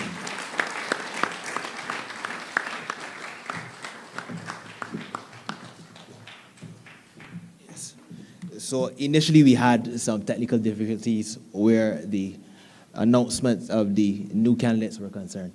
But we have gotten that sorted out, I would assume. Yes? Yes, we have gotten it sorted out. So as we move forward, Jason Adrian Phillips. Hi to the new candidates of the Democratic Labour Party. Jason Adrian Phillips, born on October 8, 1975 in Spikestown, St. Peter, is a dedicated educator, legal professional, and community leader committed to the advancement of his constituency and Barbados. His education began at Spikestown Boys School and the St. Lucie Secondary School, followed by associate degrees in government, political studies, and law from the Barbados Community College. He later earned a Bachelor of Arts in Philosophy with a minor in History, a Bachelor of Laws, and a Legal Education Certificate from the University of the West Indies and Hugh Wooden Law School, along with a Diploma in Education from the Erdeston Teachers Training College. With a teaching career spanning 25 years, Jason has played a vital role in shaping younger minds and promoting educational excellence. His combined expertise in law and education uniquely equips him to address a broad range of community needs and to advocate effectively for improvements across various sectors. Jason's commitment to service is deeply rooted in his early involvement with the Anglican, Adventist, and Salvation Army churches, where he held numerous leadership roles, including Cub Scout leader and Company Sergeant Major in the Barbados Cadet Corps. His participation in youth ministries, musical contributions with church and community bands, and ongoing community engagement highlight his dedication to cultural enrichment and youth development.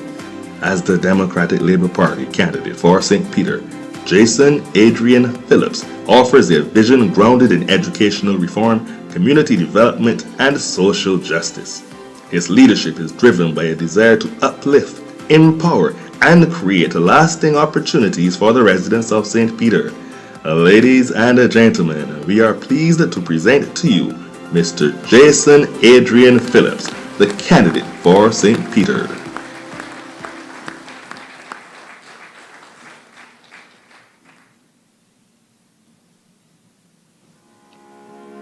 Paul Gibson is a pharmacist, entrepreneur, and community leader with more than 30 years of management experience in the Caribbean healthcare, personal care, and security sectors. A graduate of the University of Technology, Jamaica, and the Barbados Community College, he rose through senior roles at Glasgow Wellcome and SmithKline Beecham, where he managed multi-million-dollar anti-infective, vaccine, and antiviral portfolios, to become Chief Operations Officer at Lasco Barbados and General Manager of the Consumer and Pharmaceutical Divisions at T. Geddes Grant Distribution Limited. Today, as CEO of All Health Inc., Paul draws on his experience in budgeting, forecasting, product launches, and strategic planning to build stronger organizations and healthier communities. Throughout his career, Paul has engineered operational turnarounds, introduced 5 new international product lines, and achieved up to 57% sales growth on major launches. He has served on the boards of the Barbados Investment and Development Corporation and the JIPA Network, and holds a professional accreditation for the Pharmaceutical Manufacturer Representative of Canada.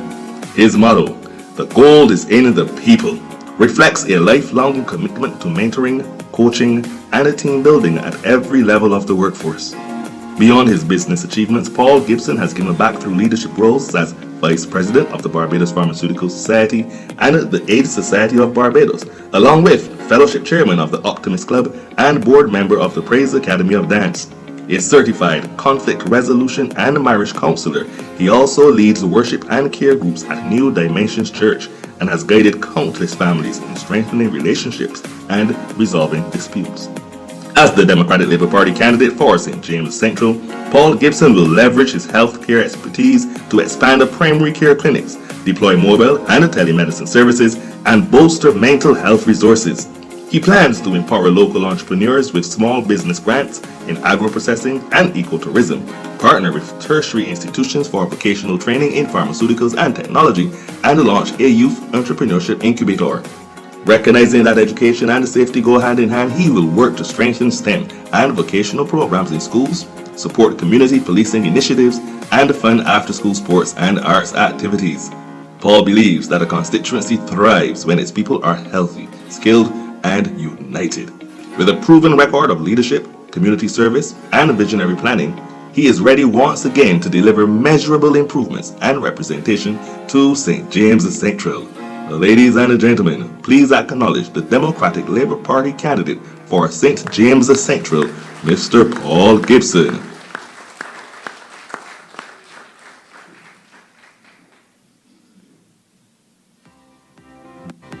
David E. Waldron, JP, is a lifelong resident of Bel Air St. George in the constituency of St. George North, where his family-oriented values and deep community ties have guided every step of his journey.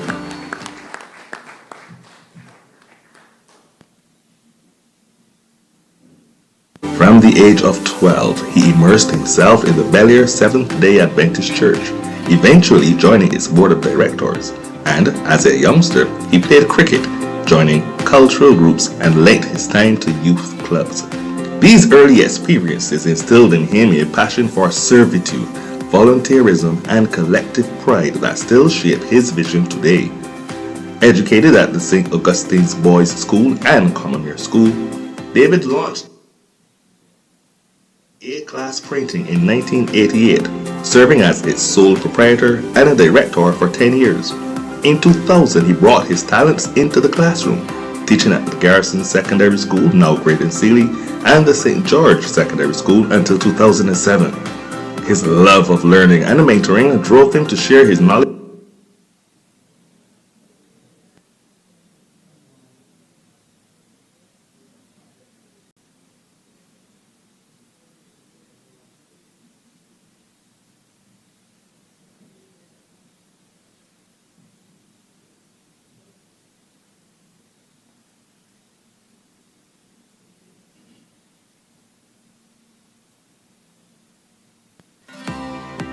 David E. Waldron, JP, is a lifelong resident of Bel Air St. George in the constituency of St. George North, where his family-oriented values and deep community ties have guided every step of his journey.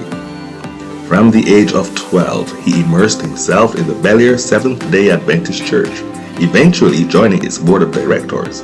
And as a youngster, he played cricket, joining cultural groups and lent his time to youth clubs. These early experiences instilled in him a passion for servitude, volunteerism, and collective pride that still shape his vision today. Educated at the St. Augustine's Boys' School and Commonwealth School, David launched A-class printing in 1988, serving as its sole proprietor and a director for 10 years. In 2000, he brought his talents into the classroom, teaching at the Garrison Secondary School, now Graydon Sealy, and the St. George Secondary School until 2007. His love of learning and mentoring drove him to share his knowledge and inspire the next generation. In 2008, David was invited by the Ministry of Agriculture and Rural Development to consult on the nationwide eradication of the giant African snail, and from 2000 to the present, he has led a disaster management training and public sensitization workshops across his constituency. Since 2009, he has continued as director of multiple entrepreneurial initiatives, helping local small business owners gain accreditation and practical skills. And as a certified disaster management trainer, JP practitioner, and consultant, he combines insight with hands-on experience. David's mantra, rooted in pride and industry, drives his political vision to strengthen grassroots organizations and youth programs, upgrade roads and public spaces, and expand sustainable agricultural enterprises that would give small farmers access to modern techniques and markets. He champions the establishment of skills academies in emerging industries and public-private partnerships for apprenticeships, while advocating streamlined licensing, microfinancing, and mentorship networks to spur entrepreneurship and job creation. Ladies and gentlemen, the Democratic Labour Party presents Mr. David Emil Waldron JP as the candidate for a more prosperous and resilient St. George North.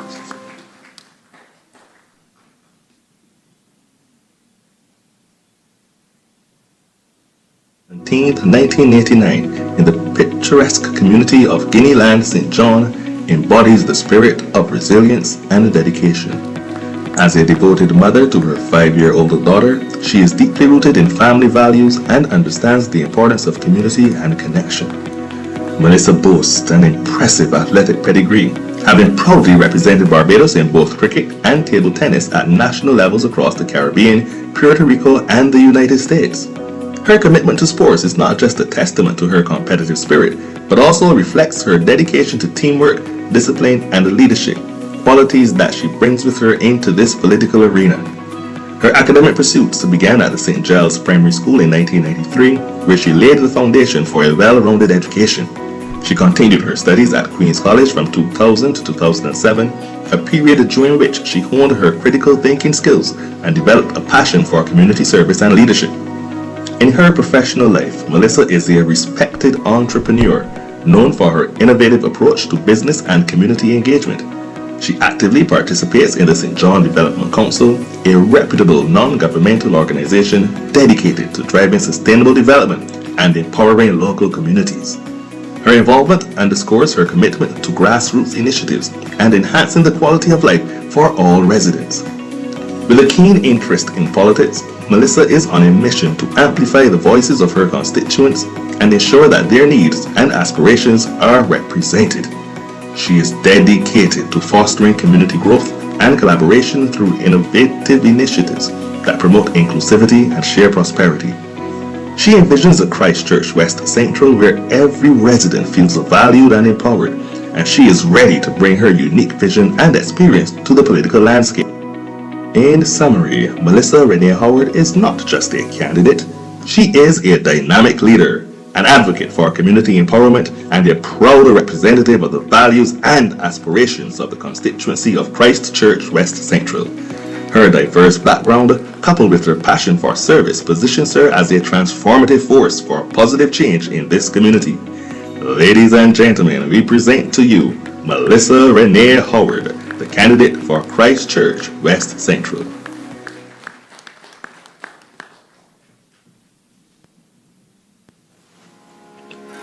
Ainsley Granger was born and raised in Tichborne Halls Cross Road within the constituency of St. Michael East. He received his primary education at the Belmont Primary and the St. Giles Boys School and his secondary education at the Parkinson Memorial School. Ainsley holds a Bachelor of Laws degree from the Cayfield campus of the University of the West Indies and the Legal Education Certificate from the Hugh Wooding Law School. In addition, Ainsley holds a Certificate in Property Management from the School of Continuing Studies of the Cayfield campus of the University of the West Indies. Ainsley from an early age was driven by a desire to serve his country. Hence, at age 20, he enlisted in the Royal Barbados Police Force as it was then. This was a career which spanned over 30 years, rising to the rank of Station Sergeant. It was while a prosecutor in the Magistrate Court that his interest to pursue legal education was born. This was primarily out of a desire to be able to assist those young men and women who were clearly lacking direction and in search of positive role models and found themselves appearing before the court on criminal charges. Ainsley was called to the legal bar in 2020 and now runs a general law practice with a heavy emphasis on criminal law. He sees this area as an opportunity to impart positively in the lives of those young persons and their families. Ainsley is of the firm belief that his upbringing in the church and his faith in God has shaped the character of the person he is today. He is married and the father of a grown son and daughter. Ainsley describes himself as an insider, having been born and raised in the constituency of St. Michael East, which he intends to deliver to the Democratic Labour Party. Politics for Ainsley is not about fame or money, but of making a difference in the lives of people. Ainsley wants to thank the constituency branch committee, executive, and the general councils of the party for expressing confidence in him and affording him the opportunity to serve.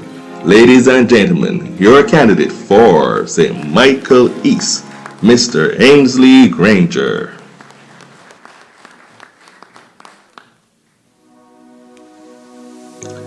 Simon Clark is an attorney at law and former national cyclist whose disciplined approach and competitive spirit now drive his passion for public service.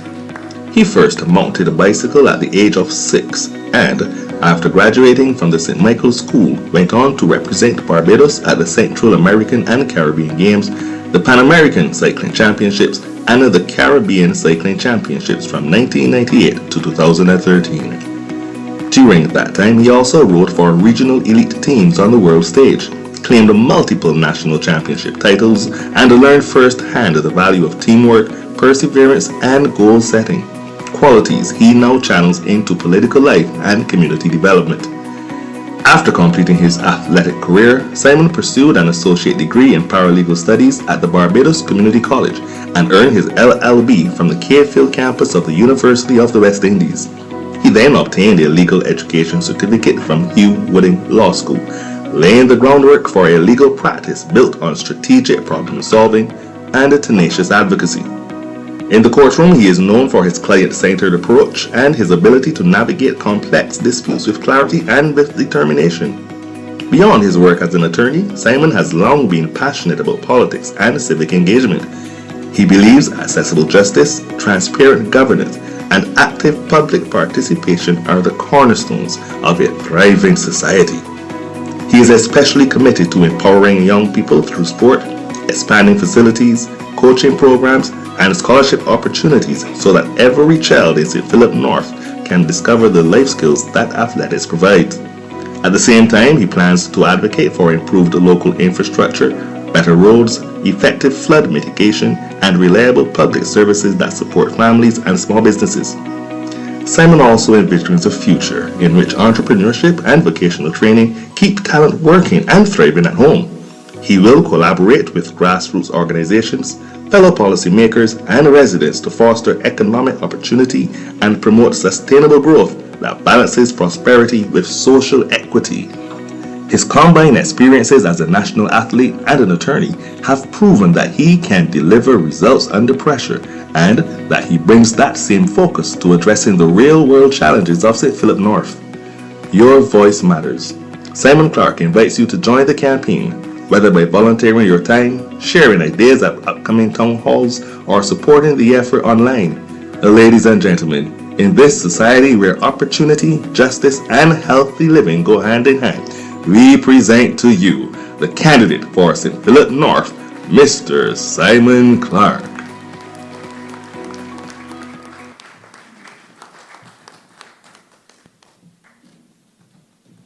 I want you guys to take another look at these candidates here. These are the future.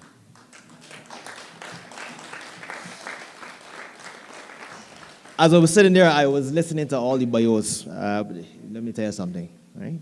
Full of substance, and you can tell that these candidates, they have integrity.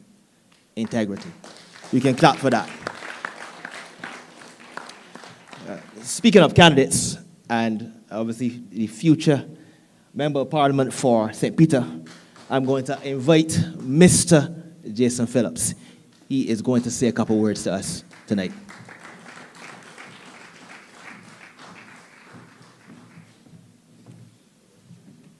I'm sorry, it's remiss of me to mention he is going to be the co-host as well, too, as we go forward.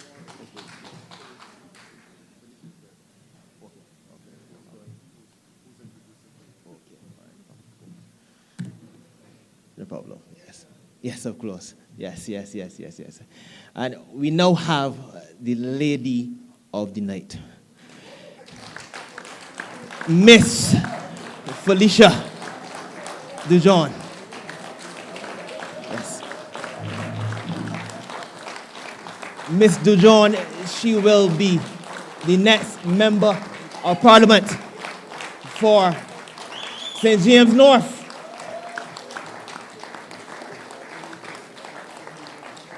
She is Vice President.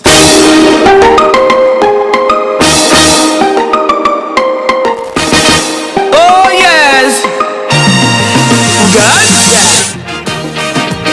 cleanse them.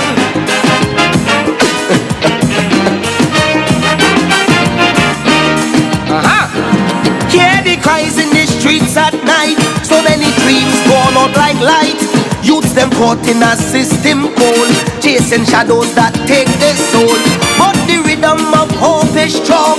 Feel the beat and guide us along. Plant the seed of change in the ground and reap the fruits of love from this song. I'm sure we can rise from the shadows as we shine. Through the pain and the sorrows, leave the darkness behind. For the youths and the future, let the healing begin. In the rhythm of the island, let love pull us in.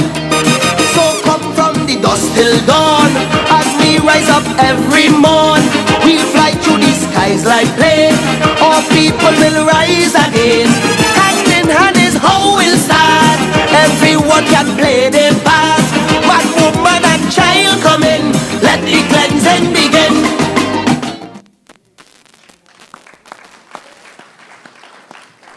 Good night to Miss Dujon. Good night.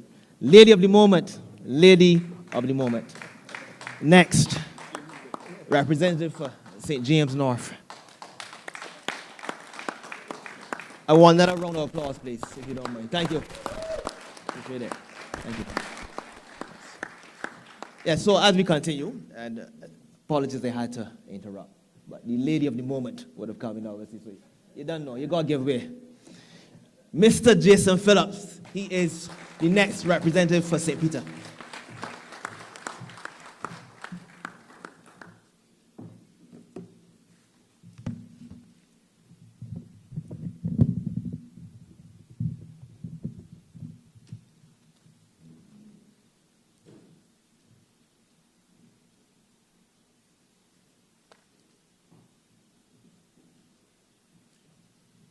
Ladies and gentlemen, esteemed Democratic Labour Party, and most importantly, the members of St. Peter, good evening.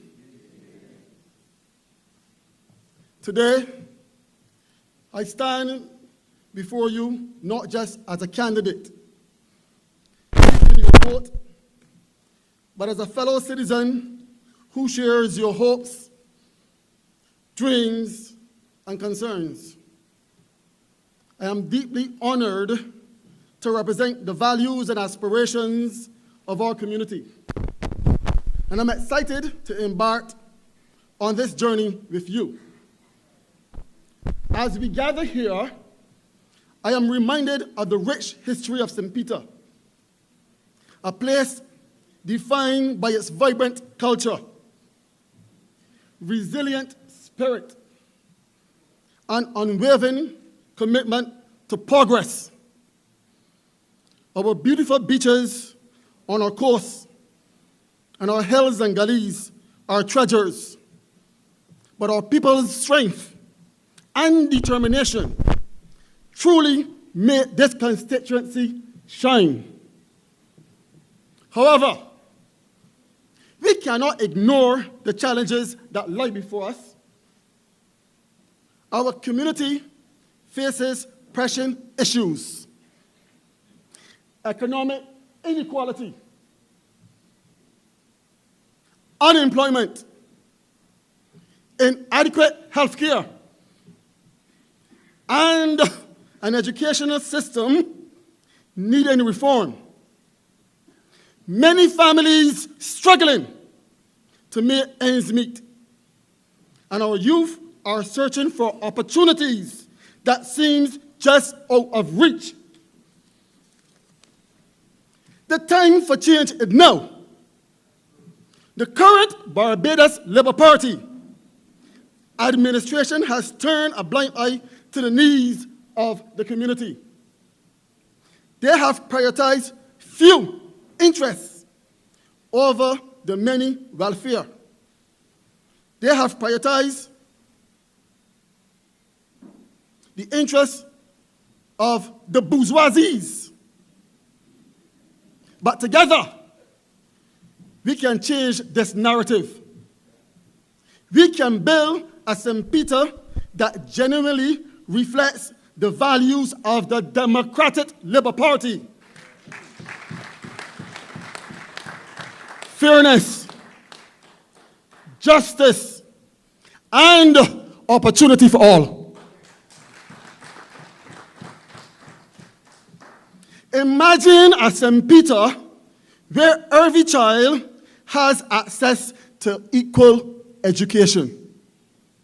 Our youth can find meaningful employment, and our seniors are treated with the dignity they deserve. Picture a community where healthcare is not just a privilege, but a right for every constituent. For example, why is the Morris Bayer Polyclinic underutilized? Why is it not open 24 hours? Why is it not open 24 hours to meet the needs of the constituents of St. Peter and those in the north? Can a person with asthma hold their breath until an ambulance from the Queen Elizabeth Hospital reach down here?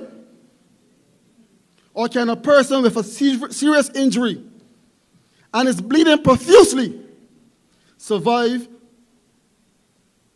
until help arrives? The answer is no. Therefore, better must be done. Better must be done for the constituents of St. Peter and Barbadians living in the north of this island.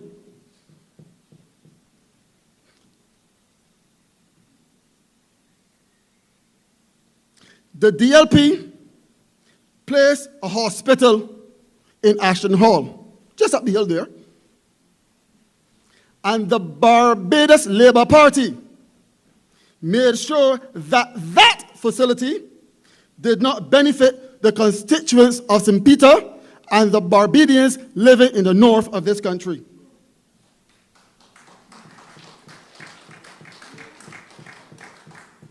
This is the vision I have for the constituents of St. Peter, and I know it is a vision we can achieve together. My commitment to you is simple. I will listen to your voices, advocate for your needs, and fight tirelessly for the change we deserve.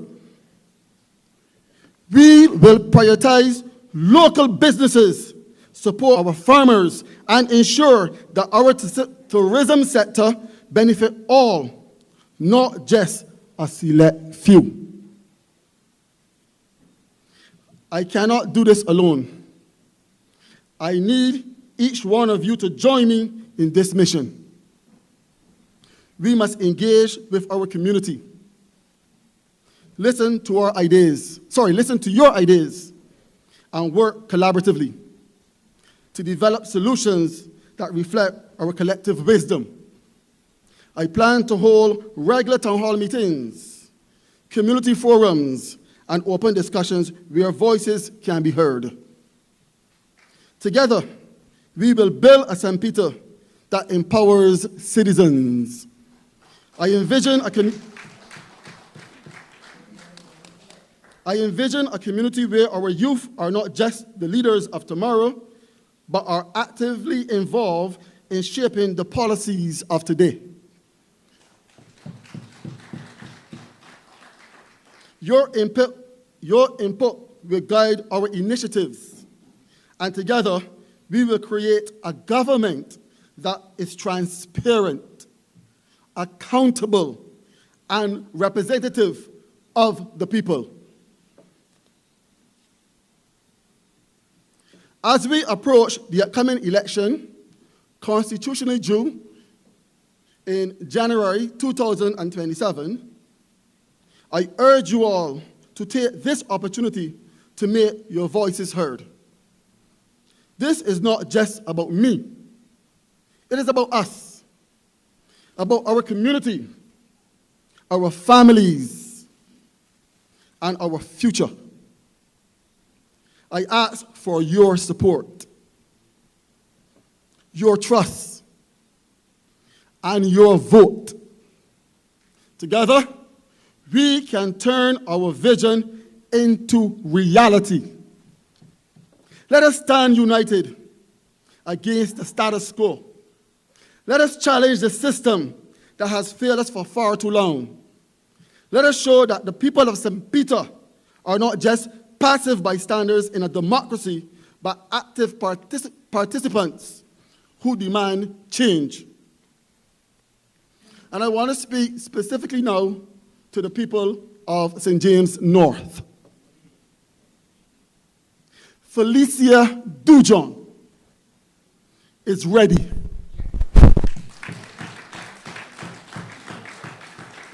She is willing and she is able to represent the constituency of St. James North because she brings a rare combination of academic excellence, community advocacy, and a deep commitment to human rights.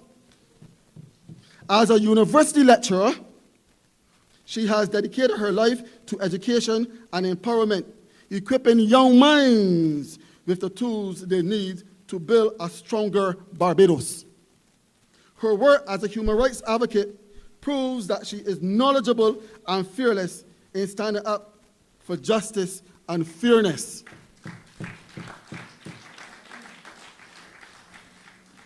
Qualities the St. James North needs in a representative.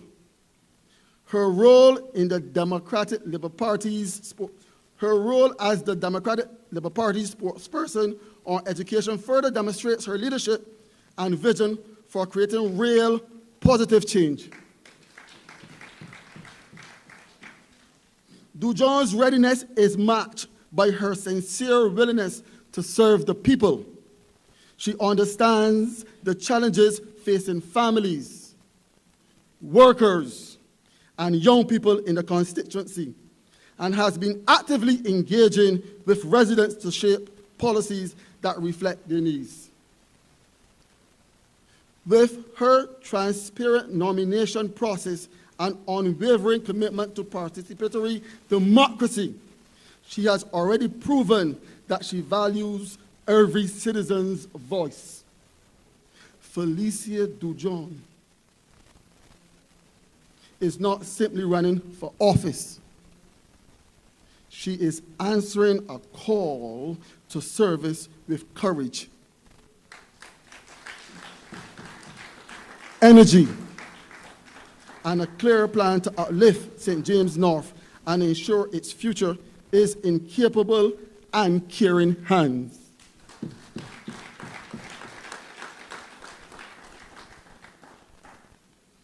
In conclusion, I want to express my gratitude for all the warm welcome I have received from many of you. Your support has inspired me, and your stories have motivated me to fight for our shared future. Together, we can build a St. Peter that works for everyone, a community where everyone has a seat at the table and every voice matters. Let us embark on this journey together, hand in hand, as we strive for a better tomorrow.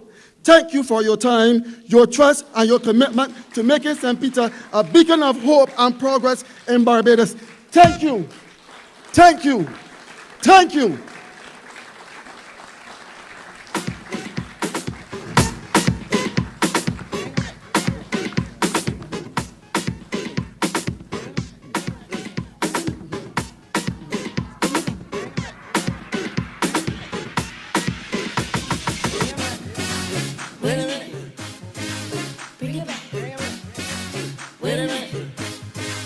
When Jesus says yes, nobody can say no. When Jesus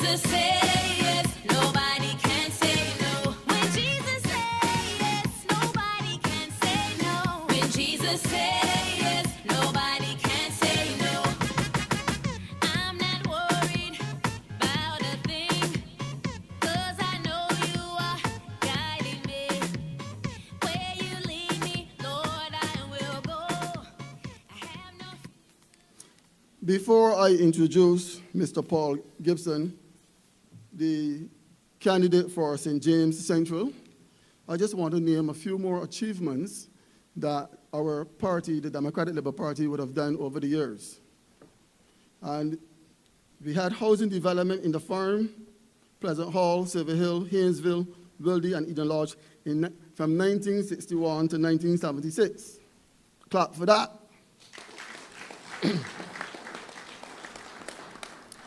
We introduced low-income housing for sale in Eden Lodge, Friendship Terrace, North Wildy, Willie Terrace, and Lodge Terrace in 1961 to 1976. Clap for that. We also introduced middle-income housing for sale in Western Wanstead Terrace, Paradise Heights, Rockdando Park, and Husbands 1961 to 1976. We opened manufacturing estates in Grisettes, the Harbor, Wildy, Newton, Sewell, and Six Rose 1961 to 1976. As part of the drive to market tourism in major markets, the DLP opened the Board of Tourism office in New York, London, and Toronto, 1961 to 1976. Led the way in the construction of the Hilton in 1966. Put a modern face on healthcare through the public-private facility. We had the establishment of the Central Bank in 1972. The construction of the National Stadium in 1971. And the establishment of the Barbados Community College in 1968. And the Samuel Jarman Prescott Polytechnic in 1969.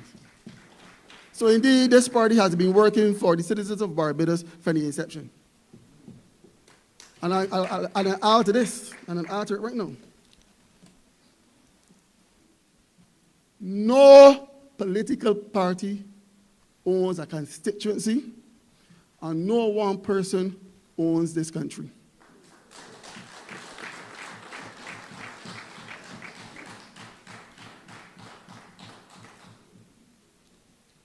But when the time comes, I will speak freely on those matters. Presently, I want to introduce Mr. Paul Gibson, St. James Central.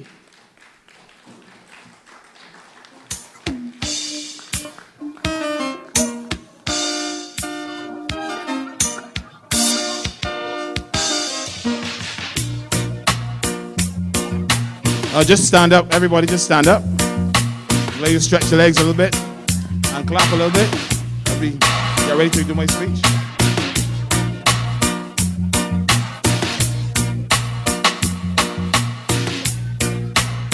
You may be seated.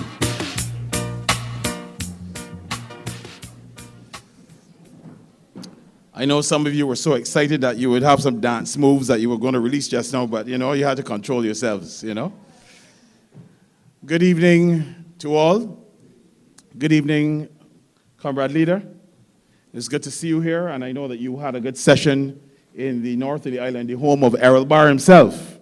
Yes, and thank you, Alvin, for, I hope you had a successful meeting. And you also had another North Zone meeting in St. Lucie today, so we're very, very appreciative of that. The General Secretary, President, and members, comrades, we wanted to say thank you and welcome to this evening's zone meeting. I want to first of all begin by thanking my branch, the St. James Central branch, for their nomination of me as their candidate for a second time for St. James Central. I'm really appreciative to them. I want to also thank the executive and the General Council for bestowing trust in me to win the next seat as I continue to work hard. It is not an easy thing to be a candidate. I want you to know that. And politics is not for the faint of heart. Once you get into the political space, the people say, oh, look, he's a politician. Everything you do, you're a politician. If you buy an ice cream and the color is wrong, there will be comments on it. And so people don't realize that when you when you come into the political space, you actually lose yourself as yourself and become the property of everybody else outside, because then everybody have a say as to what you should say and what you should do and so on and so forth. But the key thing is that you serve your constituents effectively. I always say that every election is 30 different elections happening in Barbados, in each constituency. They're all parochial, they're all local, and that is where you win. You don't win it on social media, you win it on the actual ground. And once we do that successfully, we'll be okay. Yes? We are here this evening for a reason. Something has happened across Barbados. An election has been called. A by-election has been called. And it has been called for St. James North. And we, the DLP, the Democratic Labour Party, are here this evening because we are circling the wagons around our candidate, Felicia Djon. She has been appointed to represent our party and to bring home the seat on May 21st, which is 25 days from now. So we'll be working from now until 21st and beyond, as we have been doing. And I want everybody to get fit, get ready, eat properly, take your hypertensive medications. I won't be able, as a pharmacist, I have to encourage people to do this because people don't realize that this political thing gets you very hyped and very worked up. So you have to take care of your health. So you take your medication, take your diabetic medication as well, and make sure that you are positioning yourself to support Felicia Dujon at St. James North. And every meeting, every session, every house, we want to make sure that a message is sent that we are here to represent Barbadians. We are actually very happy that we are ready for an election. There are many times people say, hey, you're all ready. I had to say, we are actually ready. And why are we ready? Because we are aware that this election is actually a referendum on the government. It is not a by-election for the DLP or BLP. This is actually an opportunity for constituents of Barbados to say what they have been saying to us as we canvass across this country, which is that we are tired, we are hungry, we are desperate, we are fed up, and we are not happy of what this particular government is doing at this particular time. They are saying to us as we canvass that we are happy that we have an opportunity to put our X next to a candidate, Felicia Dujon, that can allow us to have a second voice to be speaking in the Parliament of Barbados. So we give a round of applause for that. And we welcome the opportunity. You know, as I was canvassing in Ashton yesterday with our man Carvel, and he knows up there very, very well, and I'm so happy. Every house we went to, Carvel. We say, boy, he's glad to see, we are happy to see the Democratic Labour Party. We are happy to see the Democratic Labour Party. One particular house I went to, there was a young boy. His name began with A. I don't want to call his name on the stream. 23 years of age. And I asked him a question, and y'all remember when I asked him a question? I said to him, what is it about living in Barbados right now that is a concern to you? And you know, with his dogs barking in the background and we trying to get them quiet, and all of us standing around, he says, you know, I am afraid. I am afraid to go out. And this is a 23-year-old young man, someone that can change the landscape of Barbados. And that pained me. I asked further, so what make you feel this way? He says, man, it's the guns. And just the other day in Maynards, we had a shooting of a young boy. And you know, you could see that he doesn't want to go anywhere. He doesn't want to go out. He doesn't want to traverse Barbados any longer because he believes that he could possibly be shot. I attended the funeral of a very good friend of mine who attended school with me. And at the end of that funeral, I saw about 10 or so old women. And this was a week after Shorten was shot in Silver Hill. And I was standing next to them, and they were describing how they were crying. All women in Barbados are weeping because the bullets are displacing bone marrow from the skulls of Barbadian young men and hitting them in their chests and their legs and causing them to be murdered. People use the word unalive, but I don't use that word. That is a compromise word. It is murder. When I speak to my fellow colleagues and doctors and so on in the medical profession, they talk about the fact that, Paul, we are delaying surgeries in Barbados because critical surgeries for all people that give the best years of their lives to run this country, we are giving up surgeries to treat stabbings and gunshot wounds and bust heads from big rocks. It is not that we are prioritizing our surgeries now for people that are sick. We are prioritizing our services for people that are injured because somebody thought that they would lose it, get angry, and not do what they were taught growing up, which is to act with self-control and restraint. But they are tying up the blood supplies. You don't even have enough blood to give people because they're just stabbing, and the wheeling of the motorcycles, it's just consuming our healthcare system and wasting resources. Why don't motorcyclists and murderers stop and think before you do what you do? It is killing other Barbadians. And that is the horrible part of the whole thing that we don't like. But you know what? This government does not seem to want to face the issue of murder in this country. They talk about it. They talk about it.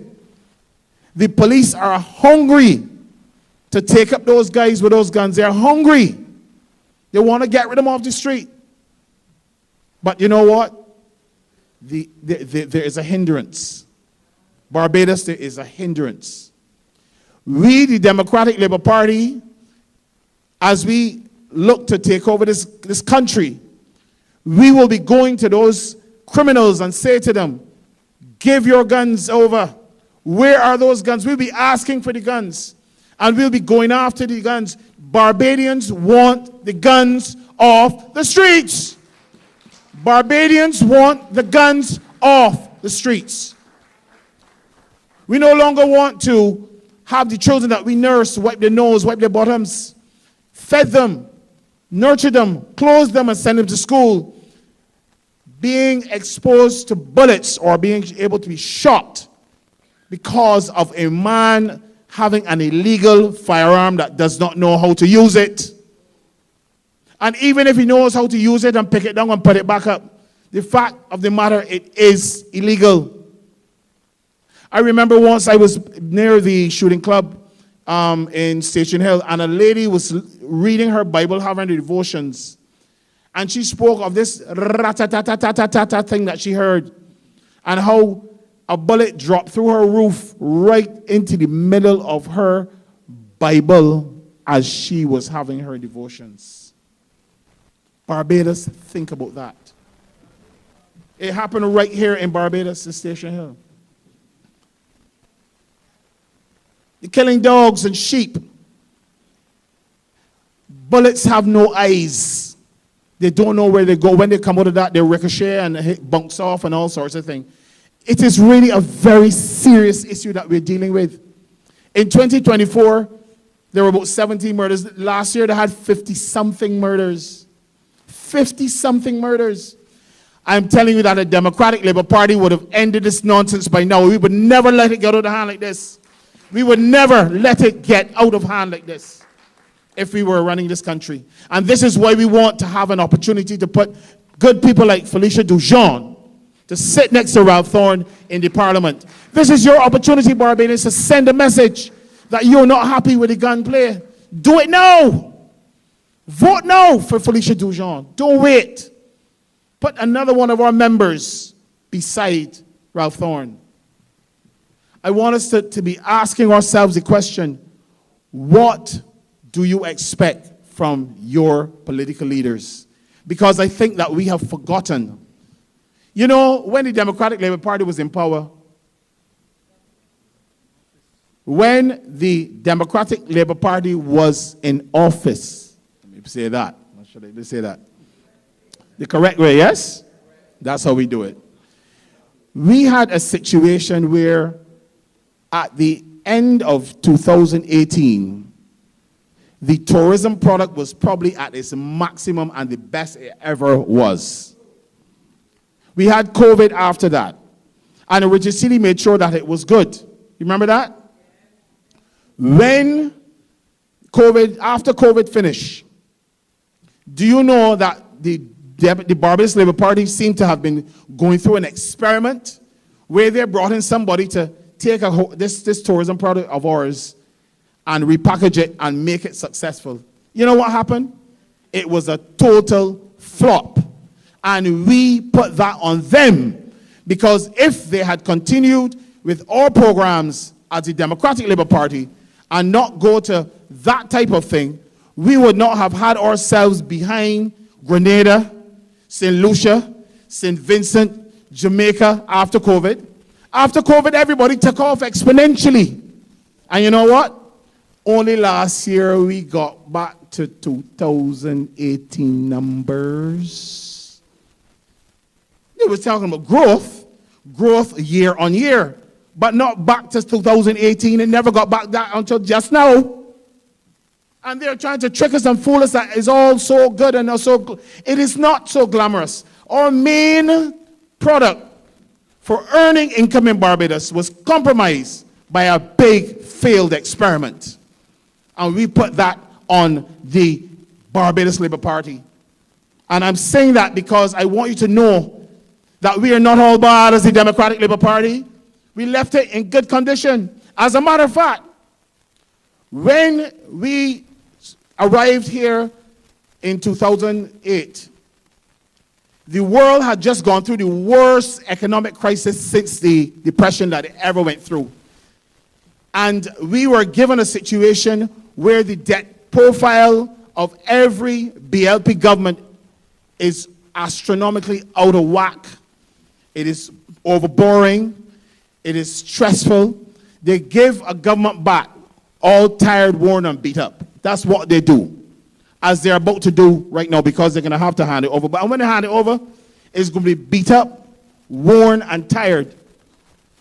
And on every single occasion when we reassumed office, we have had to clean up the mess of the Barbados Labour Party. Every single time. Every single time. When they're building a big highway across the thing, or building a big tall central bank or whatever, or just borrowing money, we had to come back in the Erskine Sandy Fire to take his time and build back. He said, we're not going to the IMF. We're going to manage this debt to the ground, and we're going to start to put back the original structure that Al Bar wanted, which is that every Barbados could build a house, be educated, buy a car, pay a mortgage, and get back to that type of thing. I know we went in, we cleaned it up, and then the following year, Owen came in. After 13 years of Owen being in the parliament, we ended up with a big ballooning debt again. And you know what? We had to come in and clean it up. And after that, they had the world economic crisis, where the big Arthur Andersen, one of the largest financial things in the world, this is no longer in existence. Place mash up, people jumping through building windows, killing themselves. And we came back in, and we managed that economy all the way through that back to 2018. And people don't understand that what was happening at the time between 2018 and, between 2008 and when we left, was that we were managing the debt to the ground. And we said we will not be doing international borrowing. We were going to do domestic borrowing. It was a strategic and intentional decision.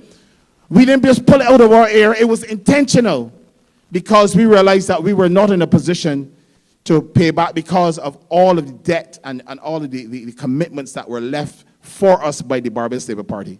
And they pretend as if they're all this because they're given money, they're borrowing money. And the reality is this, that borrowed money has to be repaid. And even if it has to be repaid 10 years down the road, it has to be repaid. And anybody could borrow money. No, but the sick thing about the whole thing is this, This is what is disturbing. Where are the jobs? Where is the development? Wyndham is ours. Hyatt is ours. Besta Santos is ours. All the major developments are ours. But where theirs? Why are they giving away the Civic Center in Whole Town to one of the major shareholders in ICBL? I think that's the guy that bought it. They didn't have to use the one next door where Shepherd was. That belongs to a man that lives in Whole Town. And he's offering that and said, don't use this Civic Center where the Arawak's land and where the English thing. And Whole Town got its name because as you come into Whole Town, there was a big space of water, a hole that led into the town, and it allowed the British persons to be protected from the war and that kind of thing. And you know what? We could have given them Shafet and keep the Civic Center as it is, where the Arawak's land and all the history is. They didn't have to give it away. As a matter of fact, I hope that they still don't give it away. And I'm hope against hope that we can maintain that treasure in Whole Town. You know, I'm going to tell you this. Mrs. Dujon and I share a boundary line at Trent's, where Sir Frederick School is. I'm on the left, and she's on the right. And we together will fight and talk about Whole Town for our people. We're going to fight together on that particular issue. We're not coming off of it. We are not coming off of it. And we are going to canvass together in that area and make sure that the people know that we are standing with them in regards to that specific matter. For years, people were swimming there and enjoying the society. I want to say one other thing, that our educational landscape in Barbados it served us well. One of the things Elbar did was to find a model that was used through the St. Andrews College and so on, where the actual educational system is really not a bad system. What has happened is that persons have said that they want to transform education, not realizing that you transform something to something else. Let me tell you what transformation is. Transformation is when a caterpillar eats a lot of bush and so on, goes into a cocoon, and come out as a what? A butterfly. Right? That is what you call transformation. This system does not need that. This, I can assure you, this education system we have does not need transformation. What it really needs is measurement. Because, yes, give me a round of applause. Go right ahead. Go right ahead. This is the same educational system that that Elbar presented to the country, and it worked. Or Honorable Ralph Thorne, Pedro Shepherd, and all of us, Alvin Topping, we all came through it, and it served us well. We realized that Erskine Sandiford came, and he added value to what was built by Errol, and Sir Frederick did the same, and Ronald Jones did the same. Yes? It was working. But you know what's happening? They want to backflip and gerrymander and talk special words and so on. When you take away all of the fluff, the question is, how are our students doing? Are they doing any better under the Barbados Labour Party now in the last 7 years? They're not. As a matter of fact, they're suffering. They're falling back. And as opposed to dealing with what happened in COVID and seeing how we can matriculate and get people back to where they're supposed to be, you know what's happening? They just hired 2 ministers. Two ministers to do what? And, right? One is they put the junior over the senior, which don't make no sense to me, because he just come in, he's in his fetal position still. He hasn't come out of the fetal position. Right? Because he don't understand, and all he's doing is shooting words and people and great educators in Barbados and criticizing them and so on to flutter and to cover and fluff. We don't need that. We need you to work, boss. Boss man, we need you to work. We need you to work, man. Come on. We need you to sit down with the brilliant teaching staff that exists in the Barbadian teaching system and let them tell you what the fixes are. They know what they are. Transformation what? They know that measurement of a child that's delinquent in literacy and numeracy is critical to the advancement before common entrance. Fix that, sir. And I'll tell you the truth. You criticize us by talking about how we handled UE and so on. Ronald Jones did some research and realized that when students got to University of the West Indies, they couldn't read, they couldn't write and so on because they were having problems with numeracy and literacy.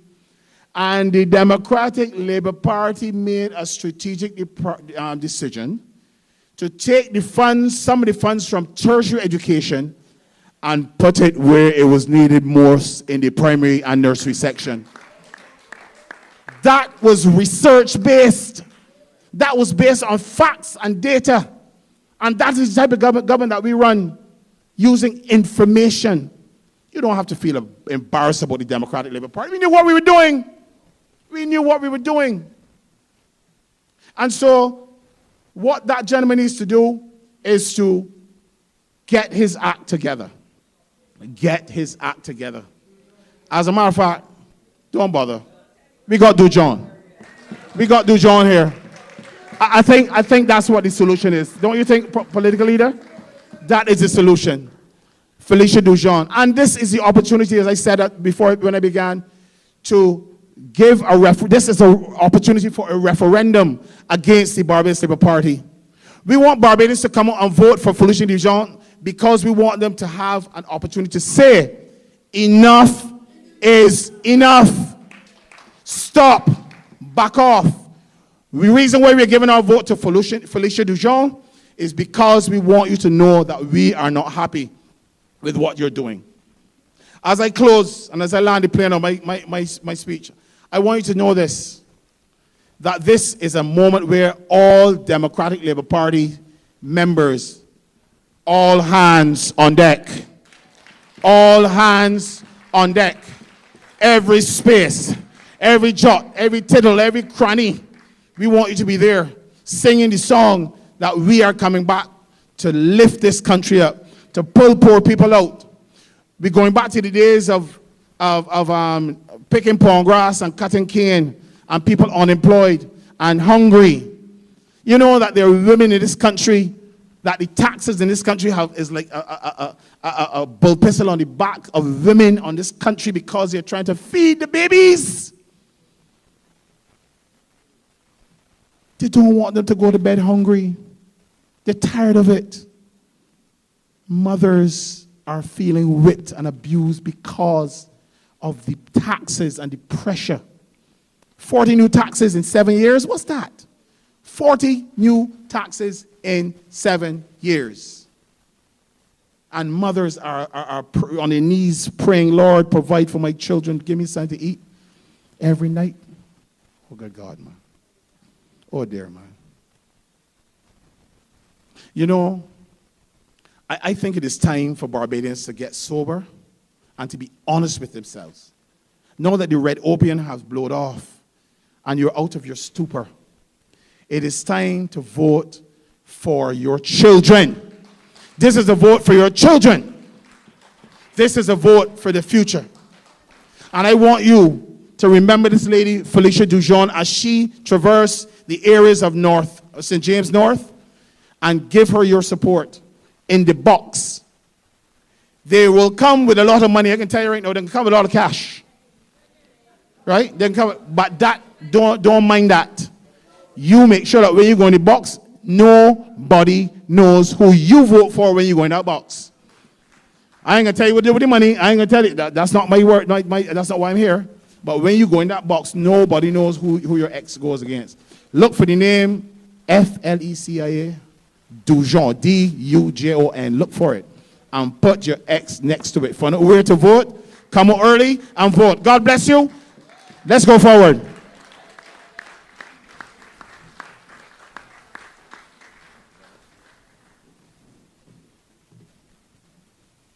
Paul Gibson.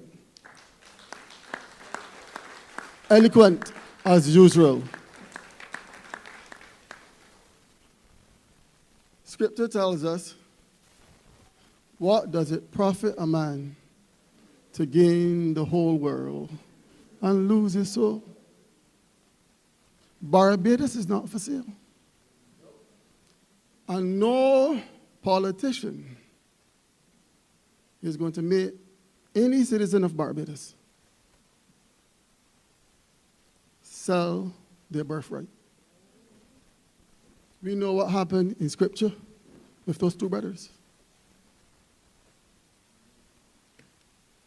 Wait on the Lord.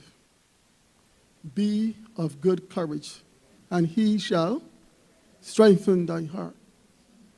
You have waited long enough, and I'm here to tell you, each and every constituent in St. James North, that the DLP, the Democratic Labour Party, under the leadership of Felicia Dujon, is here, is ready, and willing to serve you. Let's put our hands together for Felicia Djon.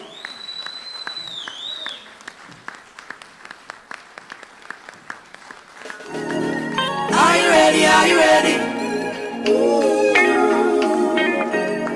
Are you ready? Are you ready? Are you ready? Are you ready? Are you ready? Are you ready? When the roll is call out, I'll be standing taller to face the darkest and the hardest of times. We'll be taking care of all the children thereof, but if it's required, we'll be on the front line. You can call me by my name, I am ready to roll. Once the rules remain the Thank you very much. Thank you.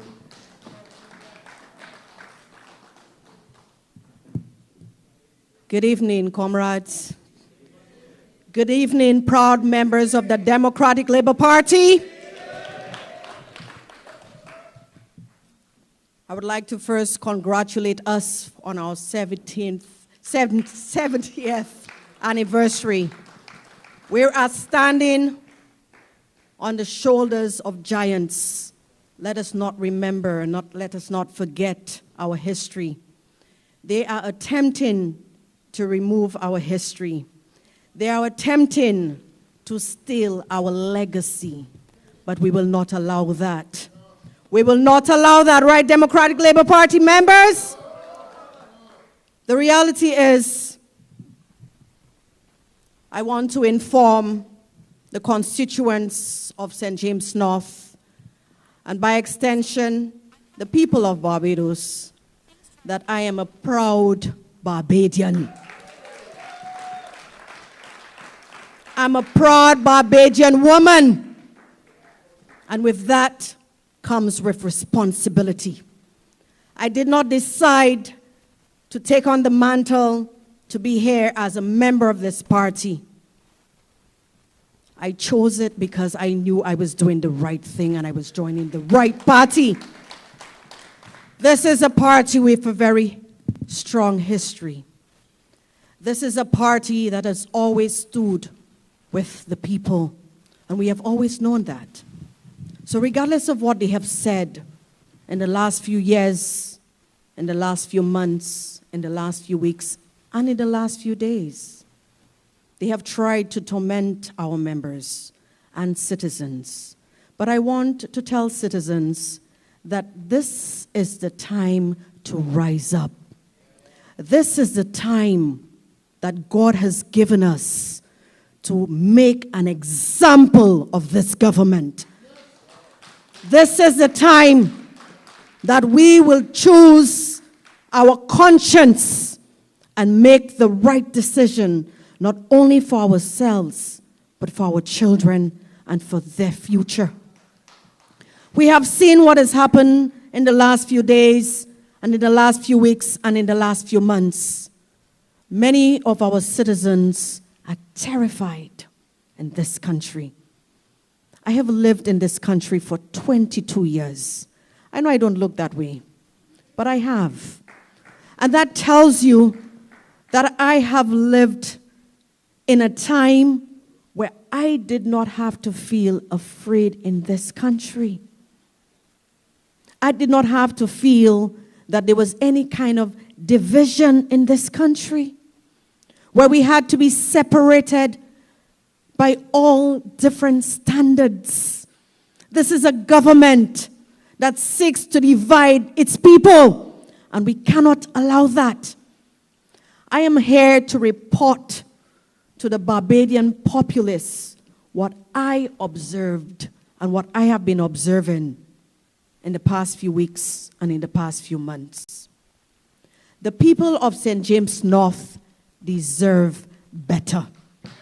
The people of St. James North deserve better because they're Barbadians. We do not see color. We do not see party. They're citizens of this country. They're taxpayers and they're law-abiding citizens, and they deserve better. And I know what have been said, that I'm a lamb being slaughtered. We will see who the lamb will be. And if I will be that lamb, I will be the Lamb of God. Because we know what happens when God sends his soldiers and he sends his lamb. So if I have to be the sacramental lamb for the people of St. James North, I am ready. I am ready to stand with them. Because the people of St. James North understand what they have been going through the last 12 years under this government, this tyrannical government, this oppressive government, this government which attempts to silence the voices of its citizens. What does that say about its leadership? I did not come here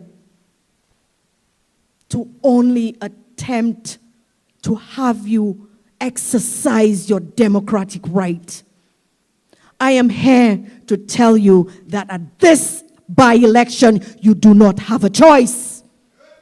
You do not have a choice. If we allow this government to continue the way that they have been, ripping the taxpayers' money for overseas travels, looting our taxpayers' monies and not ensuring that our children receive the kinds of facilities that they deserve, that our elders does not have to be at home alone. My brothers and sisters, some of you have not seen what I saw and what I have been seeing. Our Barbadian people do not deserve this government. And it is your time to stand up and rise with the people of St. James North. And as the members of the Democratic Labour Party, we will stand with them.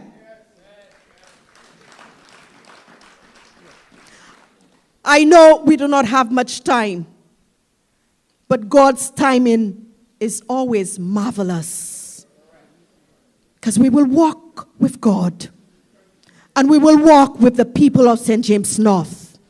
We will let them know that they do not have to fear anymore, because we are there to serve them. When you decide to serve people, it is a sacrifice. We do not use them for their vote. Give me a vote and watch me. Watch me what? What have you done for the people of St. James North? I have seen it. I have seen it. And I'm going to tell the people of Barbados that this is the time to support the people of St. James North. This election is about solidarity of all Barbadians.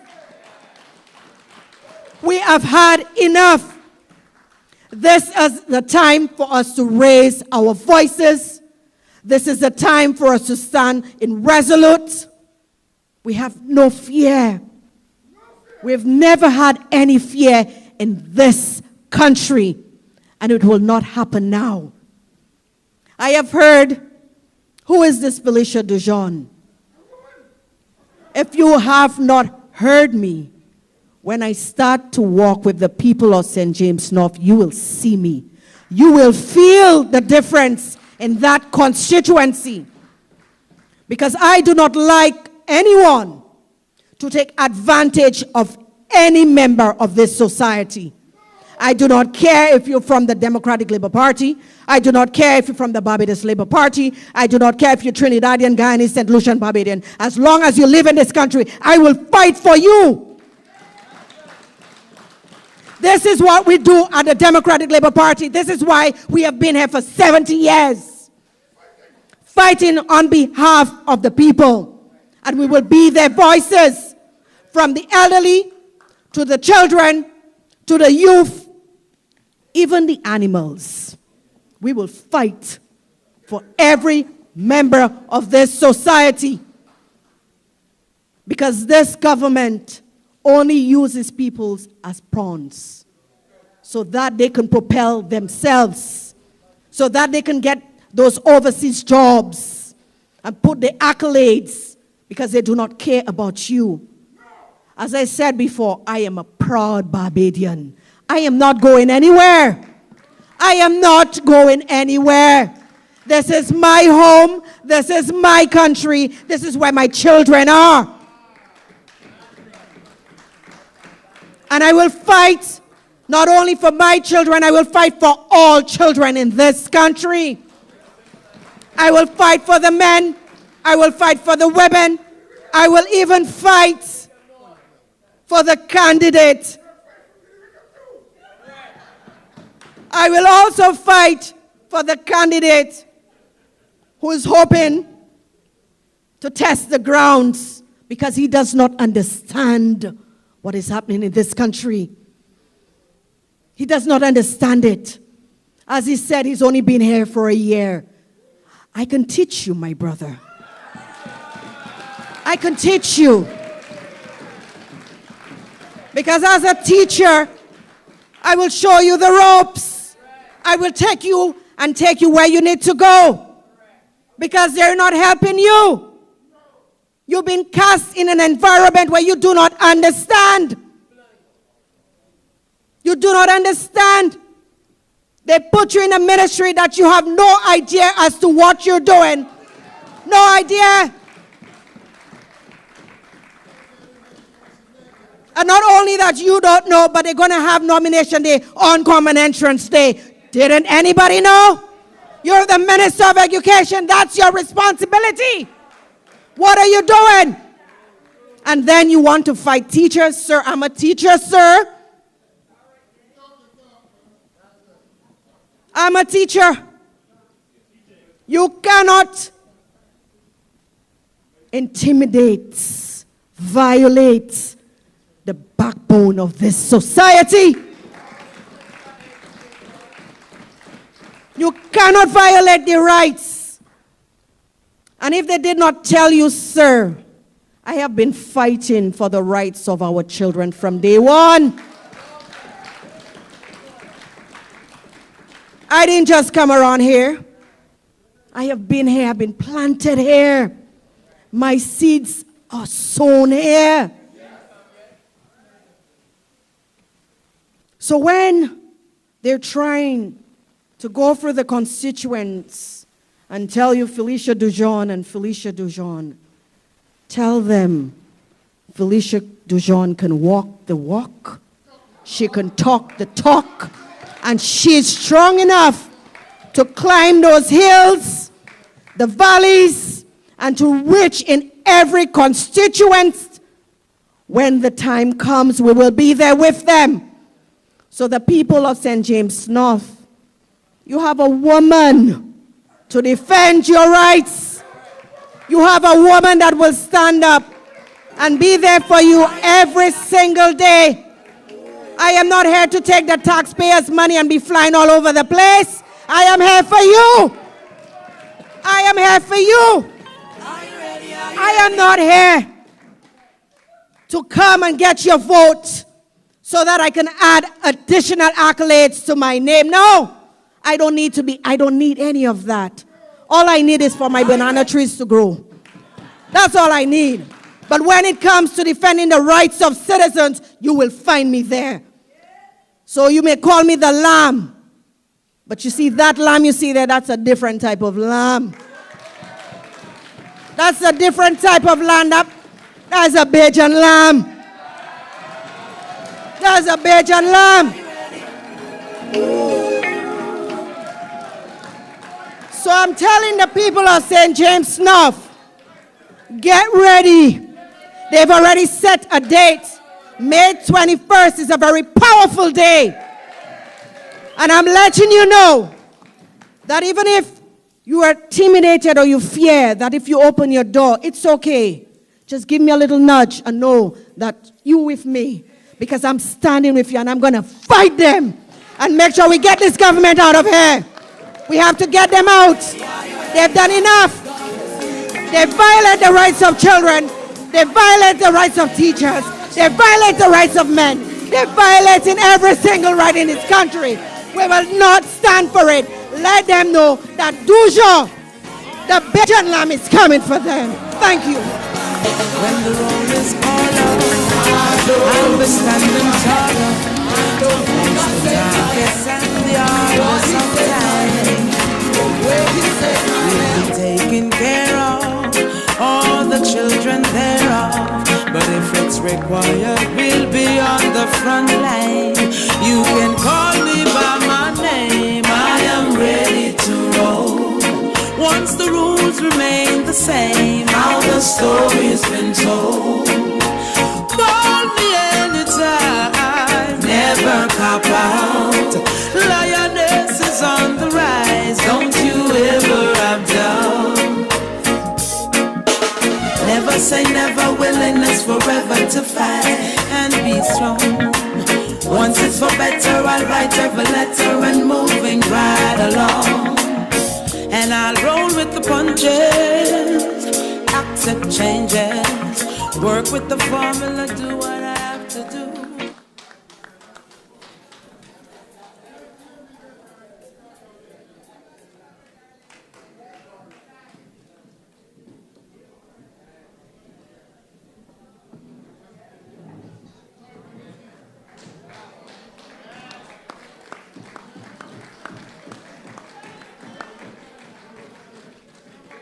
Felicia Dujon. Felicia Dujon. Felicia Dujon, the next representative for St. James North.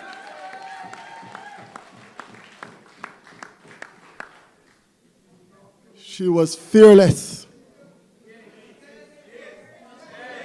She was simply eloquent.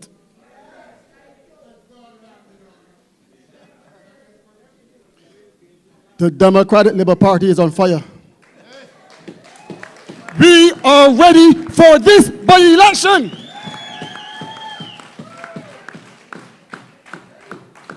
No political party, and I said it earlier this evening, owns any constituency. You are arrogant when you believe or think in that manner. The people have the power, and the people will decide who will represent them. No money, no level, no amount of arrogance. And before I introduce our leader, the Honorable Mr. Thorne, and soon to be the Prime Minister of Barbados,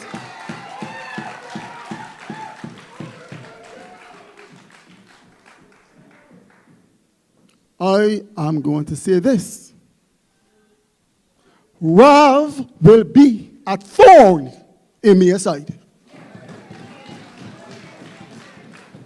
So join with me as we welcome our leader to the podium, Mr. Rav Thorne.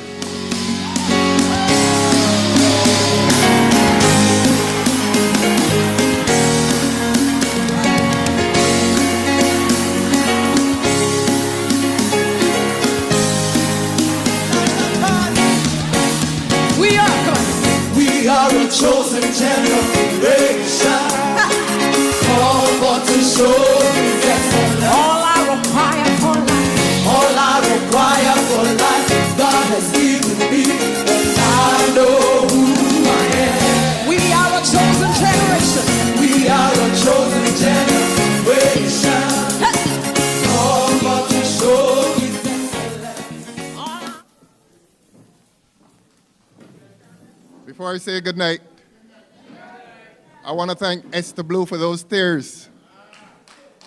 I saw you. I saw you, Esther. Thanks for those tears. They're real. It's rooted in love. It's from the heart. Let those tears wash away all the negative things that attend us. This is a new day. This is a new day.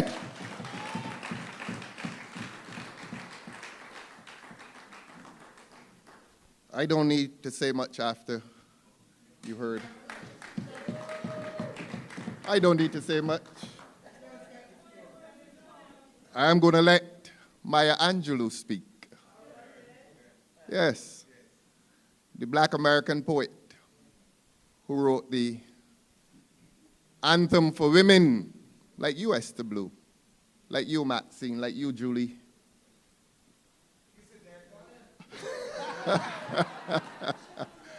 My friend Margaret, this is for the women.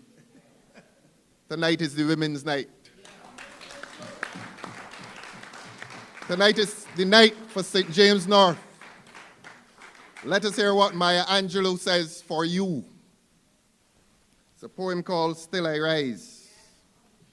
You may write me down in history with your bitter, twisted lies. You may trod me in the very dirt, but still, like dust, I'll rise. Just like moons and like suns, with the certainty of tides, just like hope springing high, still I'll rise. Does my sassiness upset you? Why are you beset with gloom? 'Cause I walk like I've got oil wells pumping in my living room? This is for you, Felicia. Did you want to see me broken? Bowed head and lowered eyes, shoulders falling down like teardrops, weakened by my soulful cries? Does my haughtiness offend you? Don't you take it awful hard? 'Cause I walk like I've got gold mines digging in my own backyard. This is for you, Felicia.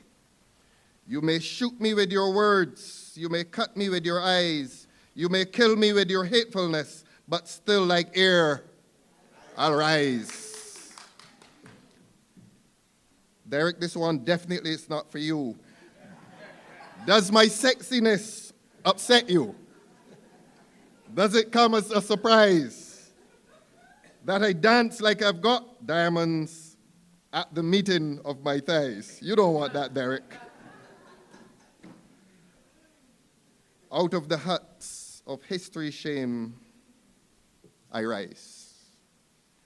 Up from a past that's rooted in pain, I rise.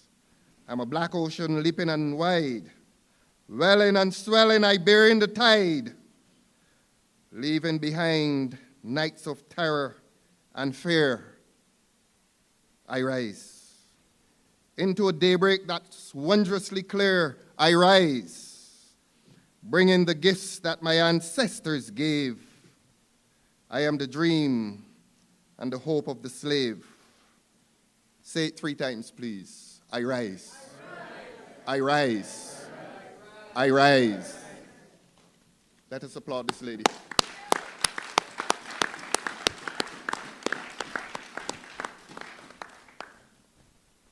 I'm going to shorten my speech. No speech in here tonight is going to be as impactful and passionate as the speech that brought tears tonight to the eyes of Esther Blue. Let me make an announcement. We go tomorrow to party headquarters to organize the victory.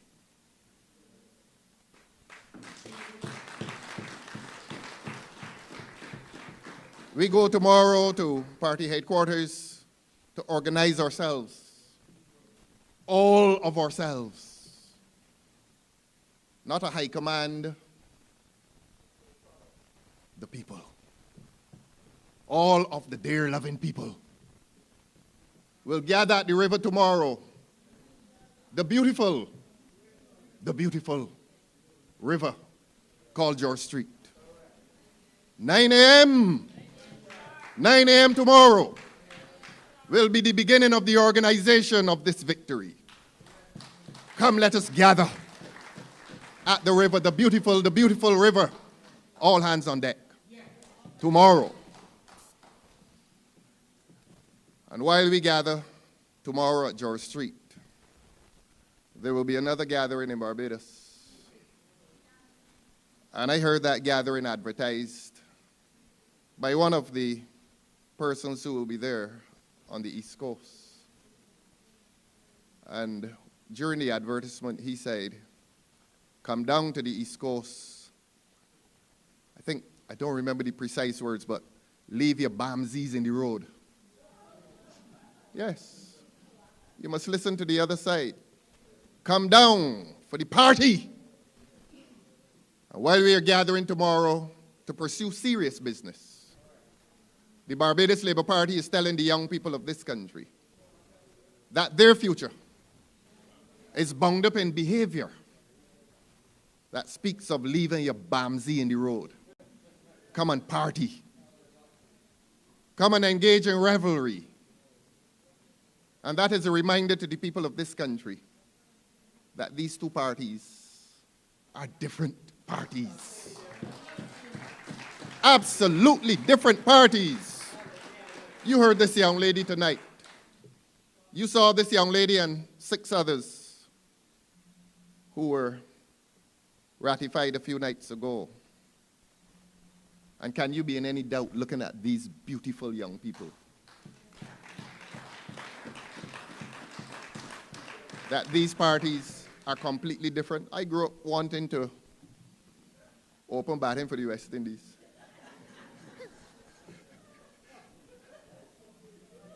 I'm a failed cricketer. And then came across 2 of our candidates who played cricket for my country. And Derek, you and I wanted to play for Barbados. We are 2 failed cricketers. And but upon Dr. Dawn Marie Armstrong and Melissa Howard. And Derek believes that he's a better bowler than Dawn Marie Armstrong. And I feel like I'm back better than you, Melissa. But I am so proud of the quality, that too, of the quality of candidates that we have. And Simon joins them. Young people who have a breadth of experience and a depth of commitment to their community and to their country. And Felicia, I need to say this. I don't care who is here. Felicia's nomination was open, fair, and transparent. And I spoke to a senior person in this party. I said senior, not old. And that senior person told me, well, you know, you're being a little too decent. You're being a little too decent. I can say it, ma'am. I got to say it. You're pushing me. Well, I can say it. Every person who came from the branch of St. James North came and said that they wanted everyone. The press can get it. The press can get it. And it happened with all of the other branches. But you know, my senior advisor told me, you're being too decent. Because you can't be decent at the expense of the people not knowing the truth. It must be told. It must be told, Felicia. Every one of them came and said that they want you.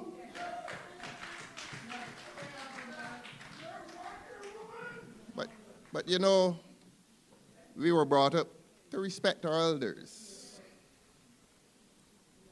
And you have a choice between respect and telling the truth on behalf of this lady. And I apologize to this lady that I chose respect over truth. Your nomination was fair, transparent, and open. And while we're on the question of nominations, spare moment, I don't know what they're going to do with her. I have never seen her in my life. But if the media is here, let the media carry this. That they held a meeting last night, I'm not calling their names in here. 3 people spoke, as far as I understand. Well, I saw 3 heads on the poster. Prime Minister, give them the respect. Blackman and Hinkson. Any of you all saw the name Dr. Reed on it? Do you all know who is Dr. Reed? Somebody asked, who is she? As far as they're concerned, she no longer exists. Edmund Hinkson was walking around this constituency, the constituency of St. James North, with Dr. Reed, a young doctor, for the last few years. And she was at the branch. And she was a member of the branch, as far as I'm aware. She's a young medical doctor. She is a young medical doctor. And the branch became wedded to the idea that when Hinkson got tired, or more tired, and bowed his head and left, that she would be the person, the branch. The branch. And one day a man was brought into Barbados. And the next day he was in the Senate. Now I'm not going along with Prescott as to where he came from. This is a decent campaign. And the next day he was a minister. Given the kind of mileage to enhance his image and his participation and his acceptability for candidacy. And he was foisted on the people of St. James North at the expense of Dr. Reed, and up to now, there has not been a process of nomination within the Barbados Labour Party St. James North branch. Nothing. No fairness, no transparency, no openness. Let them go and exhume the political spirit of Dr. Reed tonight. Let them reward her with some late compensation. But tell the political scientists and the pseudo-scientists that when they choose to scrutinize this party from 6 o'clock in the morning till 3 o'clock the next morning, tell them, spend a little time. Spend a little time looking at the Barbados Labour Party and in the mirror. Because this woman wields power in such a way that makes people afraid. And we have a media in this country that is afraid. We have political scientists in this country who are afraid. We have editors in this country who are afraid. We have politicians in this country who are afraid. MPs who are afraid. We have a government that is disputing openly among its members. And simple nominations that take place in this party, are distorted for public consumption. They're lying on us. Lying on us, all because the despot is so insecure that she feels that she must manipulate every organization in this country, that she must make phone calls to media houses, and one in particular, to influence what they write every day of the week. That is going on in your country. I have to use the word despot. This is an authoritarian regime. An authoritarian regime is a regime that believes that it must control every institution, public and private, including the media. And that is born out of fear and insecurity. Your prime minister is not any strong woman. Your prime minister is weak. She's a weakling. But we are strong. We are in opposition. We don't have the power that they have. And we don't want that kind of power. We want office. We're not interested in power. Service. Thank you, Derek. Service. You have a government in this country. Look at them. Look at them. Crop over is coming. Look at them. One puts on his white pants, his hot pants, shirt off, and he in the middle of the road. And yeah. And the next day on Facebook.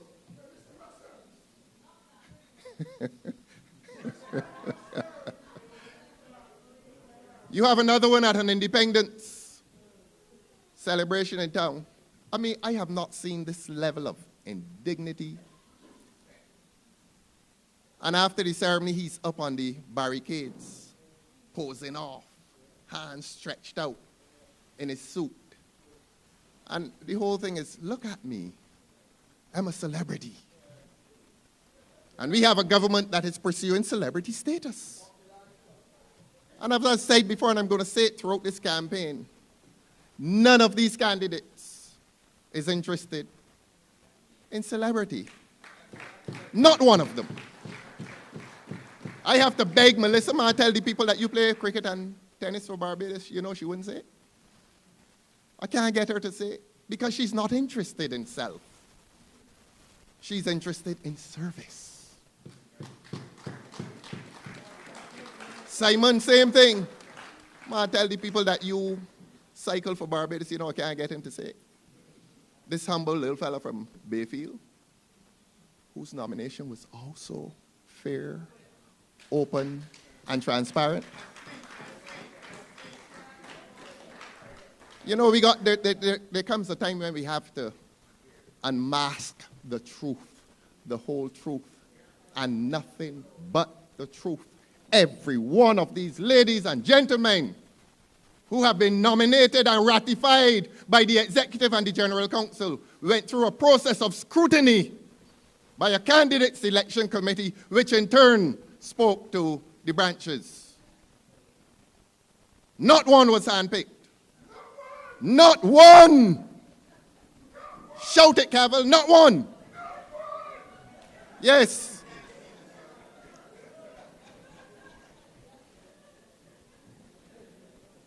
And every minor event in this party, they're trying to elevate to major events. And look, I'm going to repeat it because you've heard it before, but you need to hear it. Who was Prescott talking about? In the house on his feet, into the microphone, it is recorded in Hansard that that man, it was in there complaining about somebody who was made a minister.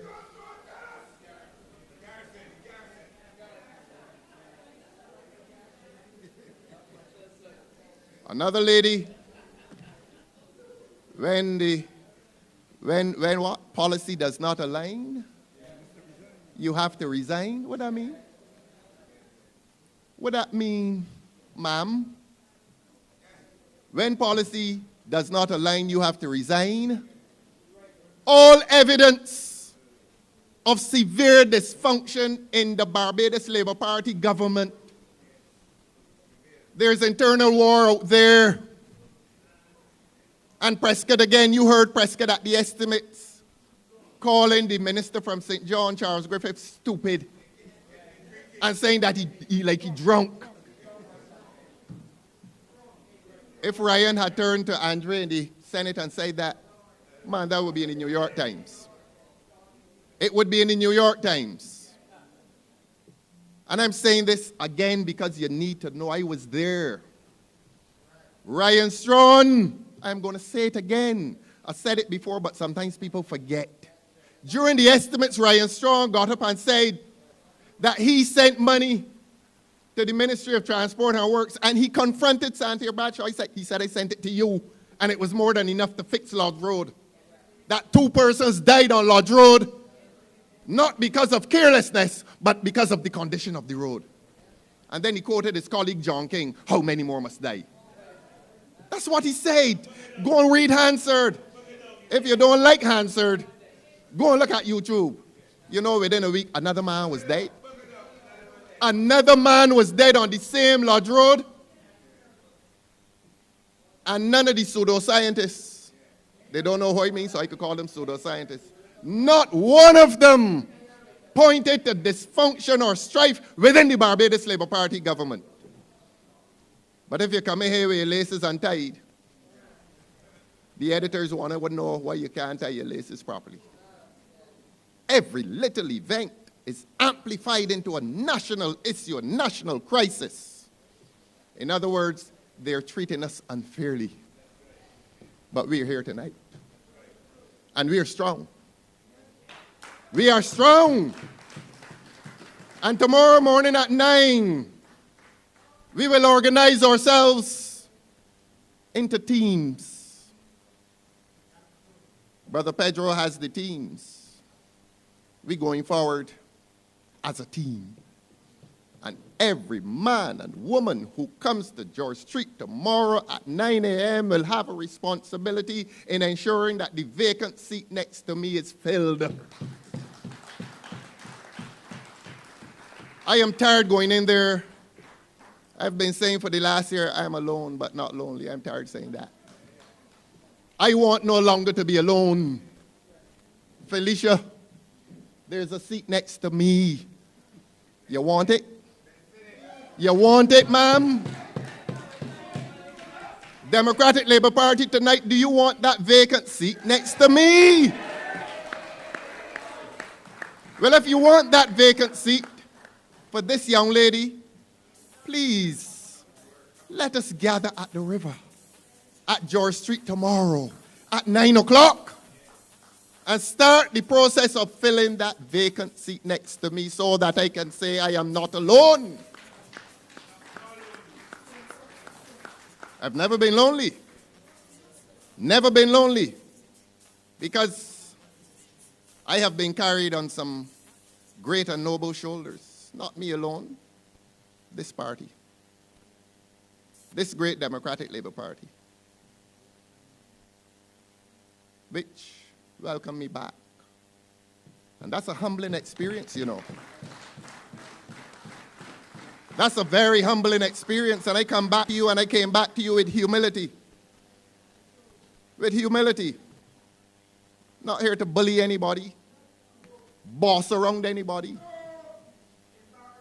embarrass anybody. Hand in hand, let us work together. Let us work together. Let us all be leaders together. Let us craft new manifestos for the future of this country. That's what we need to do. There's so much that we need to undo if it is God's will that he should hand us this government whenever the time comes. There is so much to do. But it can be done. It belongs to the people. It belongs to the people. And if it is God's will that he should ask this Democratic Labour Party to take the reins of government once again, we know how to do it. It's been done before. It started in the traditions of Errol Walton Barrow, and we can continue it. I said we are not interested in celebrity. We're interested in service. And as I said in St. Lucie tonight, you have a prime minister in the aftermath of the death of the Pope. Rather than pay tribute, proper tribute to the man, they say a picture speaks like 1,000 words. She puts up a photograph of who? Her standing up next to the Pope. She ain't dead.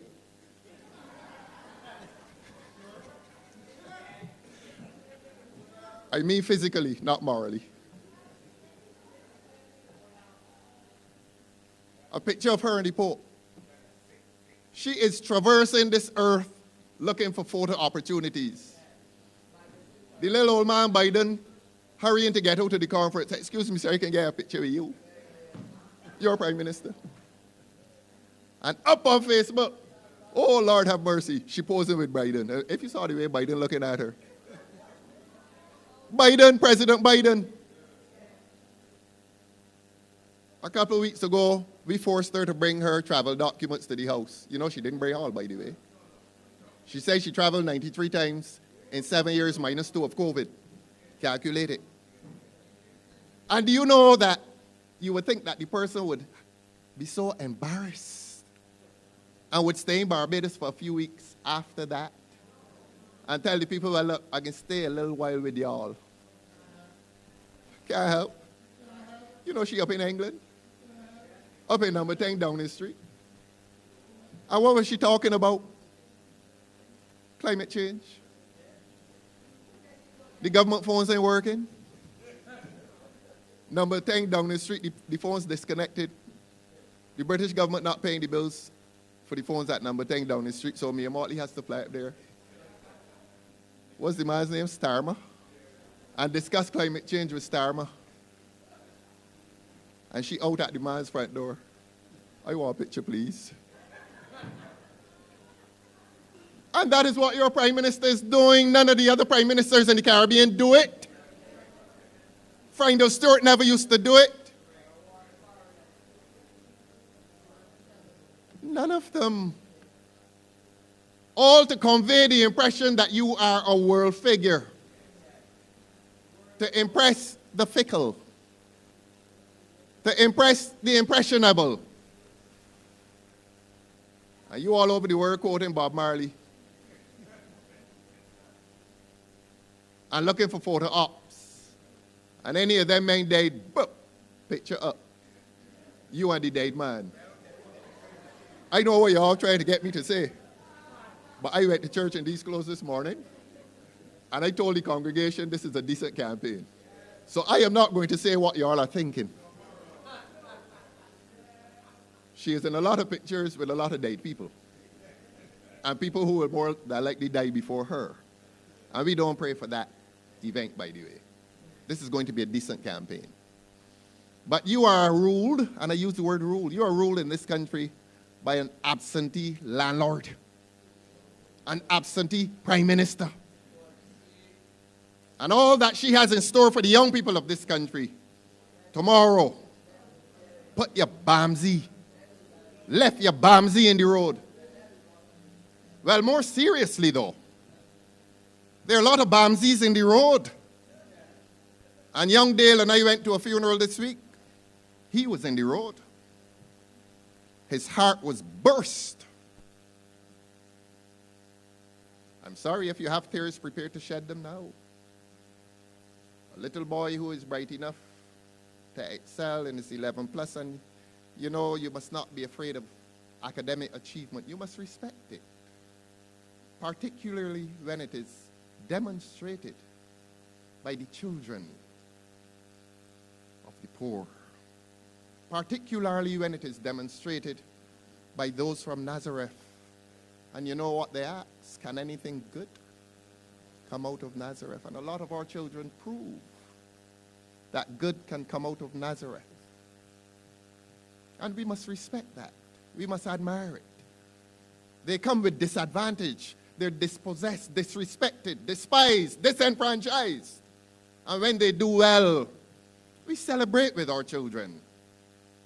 But when they're cut down, we don't judge them. The circumstances of that conflict have nothing to do with us. Let us not make judgments. Let us consider that that little boy, that child, had a bright start and showed great promise. Showed great promise.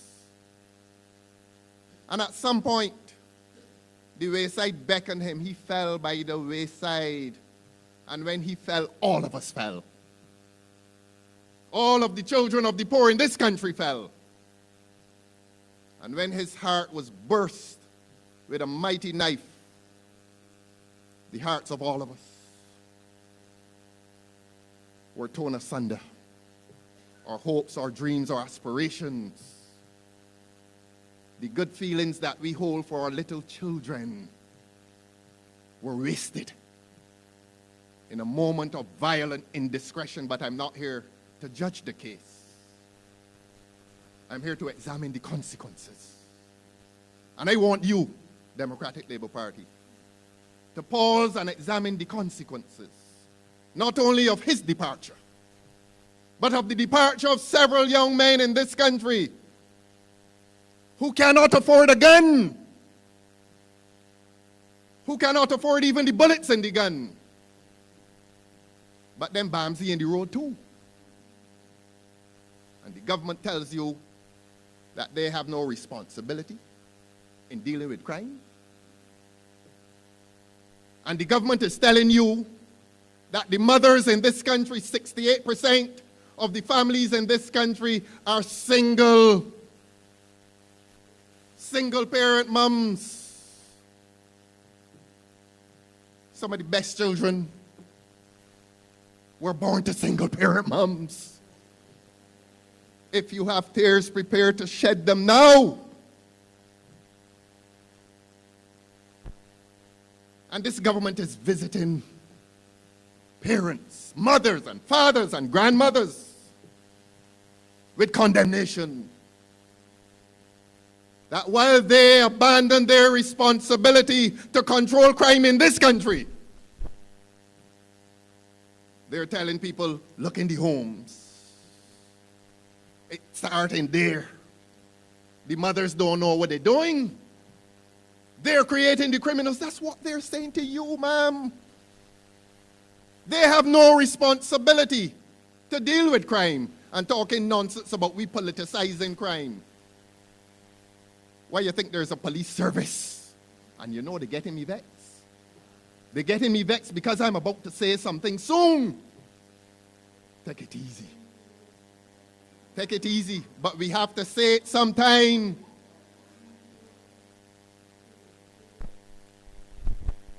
On the first day, they crucified Christ. On the second day, he was dead. On the third day, he rose. And we are still a Christian society. And we call it Good Friday. But a few years ago, it wasn't Good Friday. It was a bad Friday. It was a bad Friday when a certain telephone call was made. When a certain telephone call was made, if they want to arrest us and jail us, tell them come here tonight and arrest and jail all of us who know the truth. And when that telephone call was made, the Barbados Police Service fell. And all of Barbados fell. And all of the single mothers that they blame for crime, they fell too. Because this government has made itself accessible to criminal elements in this country. And if we doubted, there are men in this country identified as shooters who were receiving $8,000 a month and they blaming single mothers. This government was paying shooters $8,000 a month. It was no longer Good Friday. That's what your government was doing. That is your government's approach to crime. You know, I begged them, and I say this again, but DLP, I want you to know it again. Repeat it because I want you to remember it. It was discovered that a lot of the shooters had been on bail for murder. They went up there, remanded for murder, and they came out and they were shooting again. And I stood up in the parliament and asked, but you need a bail act that prevents this. We can talk all the constitutional law that we want to, but parliament, in a sense, in terms of passing law, is sovereign. In other words, Parliament has the constitutional right and mandate to pass laws for the peace, order, and good government of this country. That's what the Constitution says. And I asked them, please, tighten the bail laws. You know what they did? they brought a new bail act, and when the Attorney General brought it, he said he brings this in response to what the leader of the opposition says. So he admitted. Ladies and gentlemen, children of Arrow Barrow, you know the new bail act was only longer, but it did very little more than the last one, the one before it. In other words, it was cosmetic. It was window dressing. It demonstrated to me that this government is not seriously interested in passing any law to fight crime in this country. They tell you it begins in the home. And that's their new philosophy, that crime starts in the bedroom. And they will soon tell you it starts at a mother's bosom, that the mothers are creating these criminals, and the government, which is paying the criminals, they have no responsibility. It is as serious as that in this country. And I'm not going to bore you with detail. Ask any of those men who shoot others. Ask any of those men whether they bought the guns. Ask any of them. The guns are too expensive. They can't afford them. The only thing they can afford to do is pull the trigger and kill another fella. Who's buying them? Does this government know who is buying them? Does this government know the situation at the port in relation to that thing they boast about called scanners? What is this government's disposition in relation to crime that killed 50 young people last year? And that has killed 17 is the number. You know, the tragedy of crime is that we have reduced every death from humanity to a statistic. No, people, you know, we are not killing human beings anymore, we are killing statistics. We are killing people whose lives mean nothing. And we hear the news, and what is our reaction? That's 17 or 18? Not a name. Not a name. That's tragic, you know. That is really tragic. That we are no longer killing human beings in this country, we are killing numbers. And by the time the funeral comes, we forget his name, we forget how he died. We forget whether he was number 10 or 12. And we waiting for 19 and 20. And we have lulled ourselves into a mental condition of acceptance. The new normal, Derek says. And we have a government that is refusing to pass laws to go to the head of the stream. And I'm going to tell you what I mean. This thing is getting serious. Felicia, we have to win St. James North, you hear? We have to win St. James North.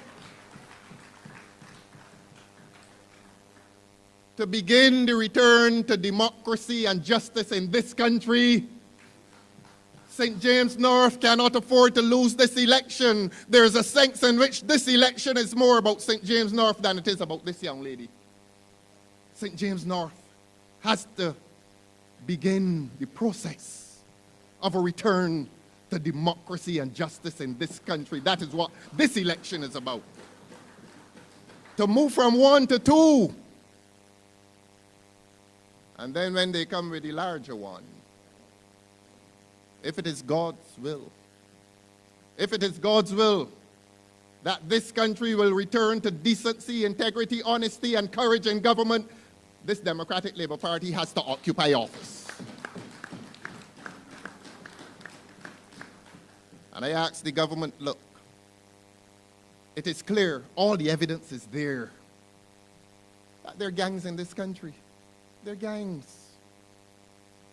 Apparently there are gangs even in one neighborhood. Yes. That's the harsh reality. This isn't 1980, you know. This isn't the year 2000. This is not the year 2000. We are living in fear. Communities are torn apart by crime. Crime is the major issue in this country. We have not had crime like this since 1966. We are in the grip of fear in this country. This crime, this criminal rampage is the worst that we've ever had. And it is organized. It is organized crime. And if it is organized crime, the government, through the police service, has a responsibility, not the single mother, not the fractured home. Don't come telling me nonsense about guns don't walk and guns don't talk. Foolishness. It is an insult to the collective and national intelligence. All of these fancy phrases, they're foolishness. It is government's way of relinquishing its responsibility to deal with the issue in any real and meaningful way. Parliament is powerful. You mean Parliament is only powerful when they're giving away lands at Gemmett's Lane? They came to Parliament and gave away that land. And the same Parliament that gave away your land, 5 acres of land at Gemmett's Lane, I asked the same Parliament, come to Parliament and pass anti-gang legislation. They don't want to do it. She stood up in there one day when I accused her of being absent. Because I know that during 2024, she couldn't count 10 visits to the Parliament. Not 10! And I bawled her out. I accused her of not coming to Parliament. She got very angry. It was a day that she came in there and whispered to one of them. You know, whenever she whispers to one of them, he gets up and curses me. She can't curse me, but I made a promise to Durant this morning. Look, you running in St. Peter. You hear what your opponent called me last week? You heard? We ain't gonna use that word in here. We're not even going to attack his church. But we played it. We have the clip, and we're going to give it to you because you have to play it all over St. Peter. And show the people in St. Peter the manner of man that is misrepresenting them. Don't attack his religion, don't attack his church. Leave him alone. So Parliament has the power. And she said, I don't have to come in here, I have 29. I have 29. Yeah, she said it. There answered, I have 29. And she promised to do all kinds of things to me. She said she's going and get videos of my old speeches when I was in the BLP. Bring them. Bring them. You think the people in Barbados don't know that I was in the BLP? What is she talking about?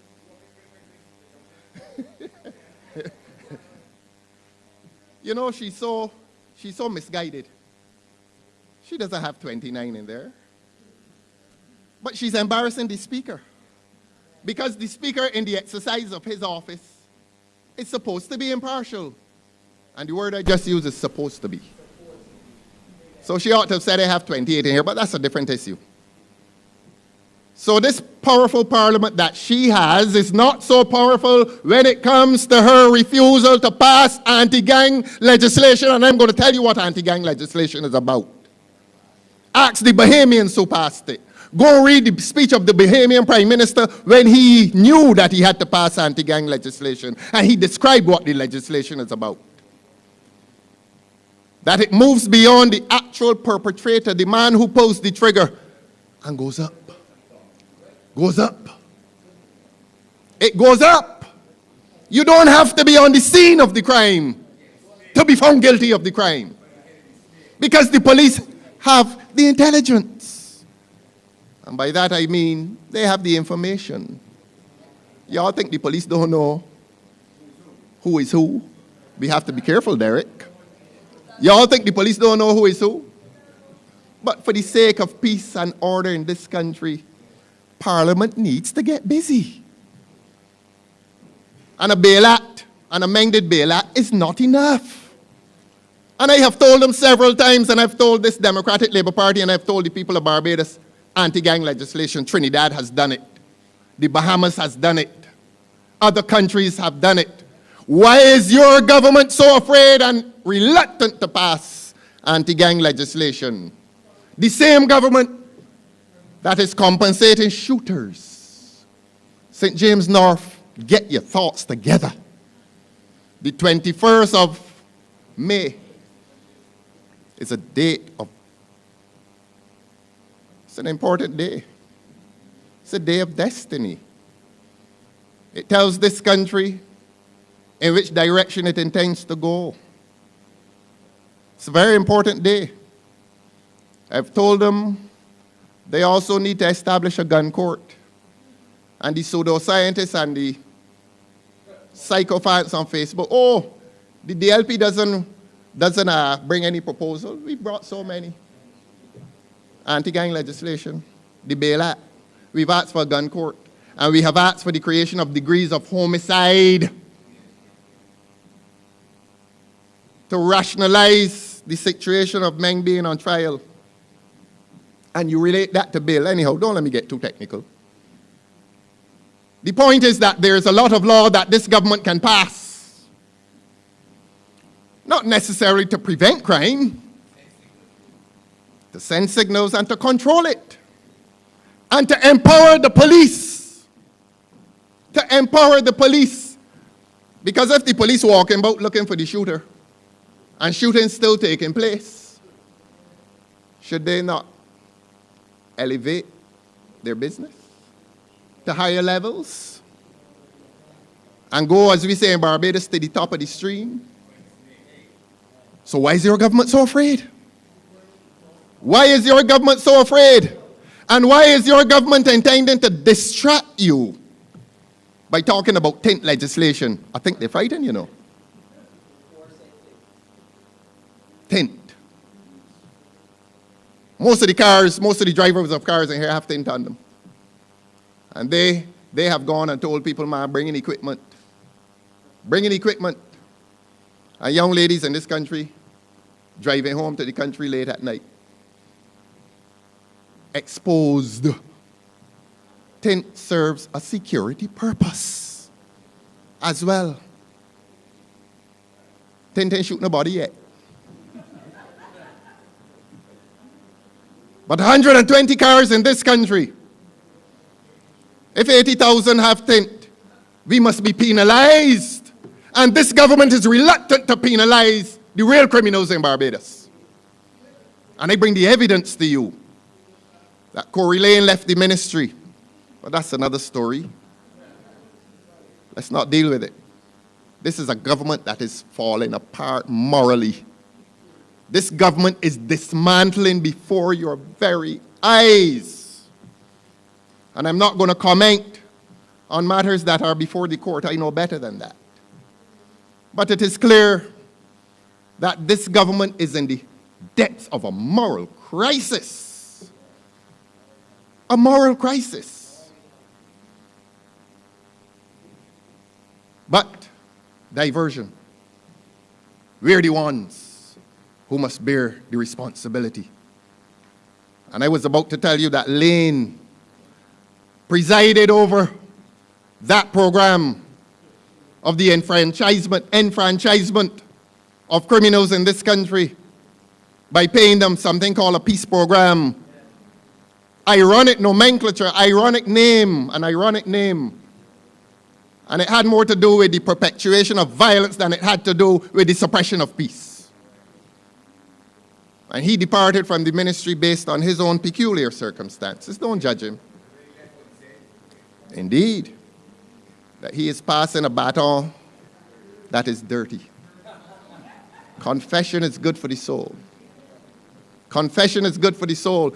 And the person who received the baton, what's the first thing he said? He going to meet with the gang leaders. He going to meet with the gang leaders.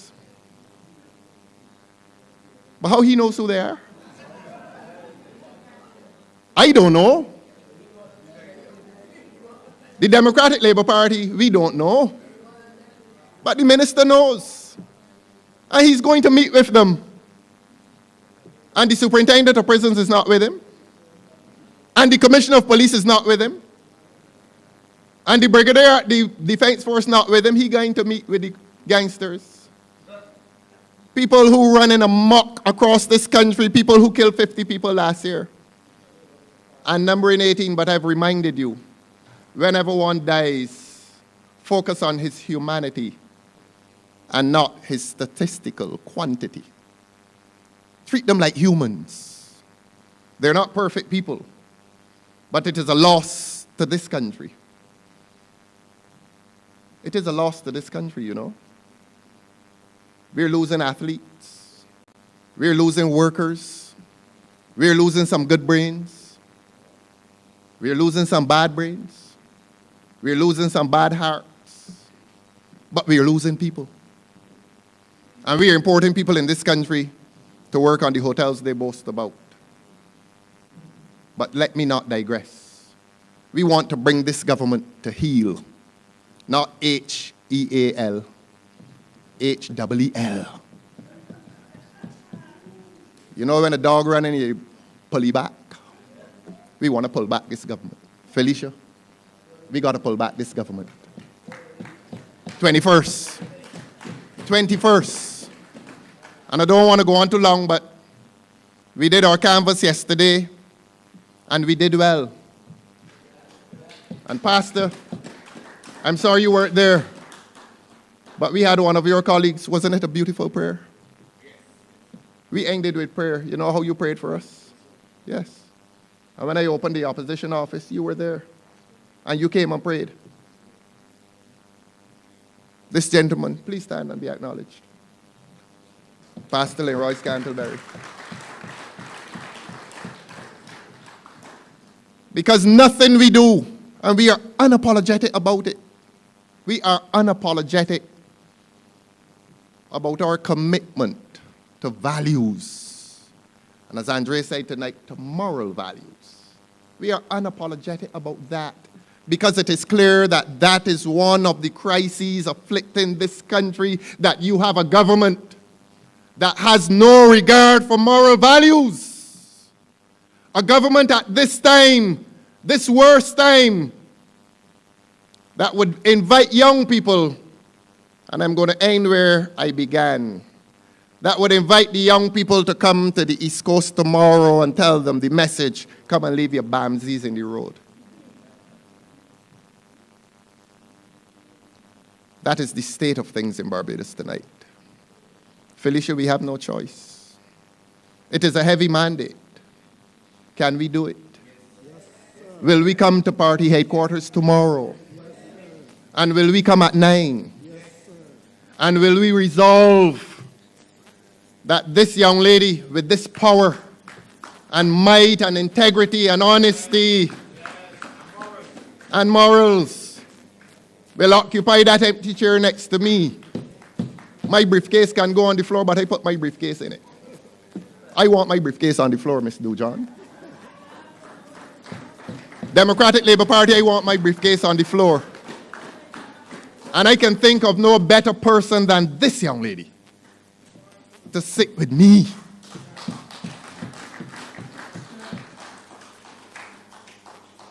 I will have a lot more to say in the fullness of time. And there will be another time. Esther, thanks for your tears tonight. It's like your daughter. You felt as if you were hearing the cries, and those cries were not in the wilderness. Those cries were among this audience, this gathering of souls, this gathering of good souls. Well, that is true. No, we are gathering. They're scattering. They're scattering. They think they're gathering. But let us meet tomorrow. Let us meet tomorrow. God bless you, and good night. Using the blood, I using the blood, I using the blood, I putting the blood all over me. I using the blood, I using the blood, I using the blood, I putting the blood all over me. And let me go sabin all over me. I'm putting it all over me. I'm putting it, blood of Jesus. I'm putting it all over me. The Honorable Mr. Ralph Thorne, And before I hand over or hand back the mic to Ramon to give the vote of thanks and benediction, I just want to give a synopsis what our leader said. He's basically saying that the politicians in Parliament on the side of the Barbados Labour Party, we must hold their feet to the fire. Hold their feet to the fire. Let them represent this country in the way that they should, and if they can't, move aside and let the Democratic Labour Party come to power. On the 21st of May, we are going to start the referendum by electing Felicia Dujon to the constituency of St. James North. Ramon. Yeah. I just want to say good night to everybody. We ready though. We ready for this thing. We ready to take the reins in a serious way. And I just want to thank everybody. I want to thank the leader of the opposition. I want to thank all candidates. I want to thank all the speakers. Felicia, we got this thing. We can do this thing. Can you travel safely? And good night. Yes, I does the blessing. I does the blessing. Father God blessing. 12 more blessing. I does the blessing. I does the blessing. Them can't stop me. I am blessed. I am blessed. Every day of my life I am blessed. When I wake up in the morning and I lay my head to rest, every day of my life I am blessed. Even though me say me praise God straight, make money straight, money it has straight.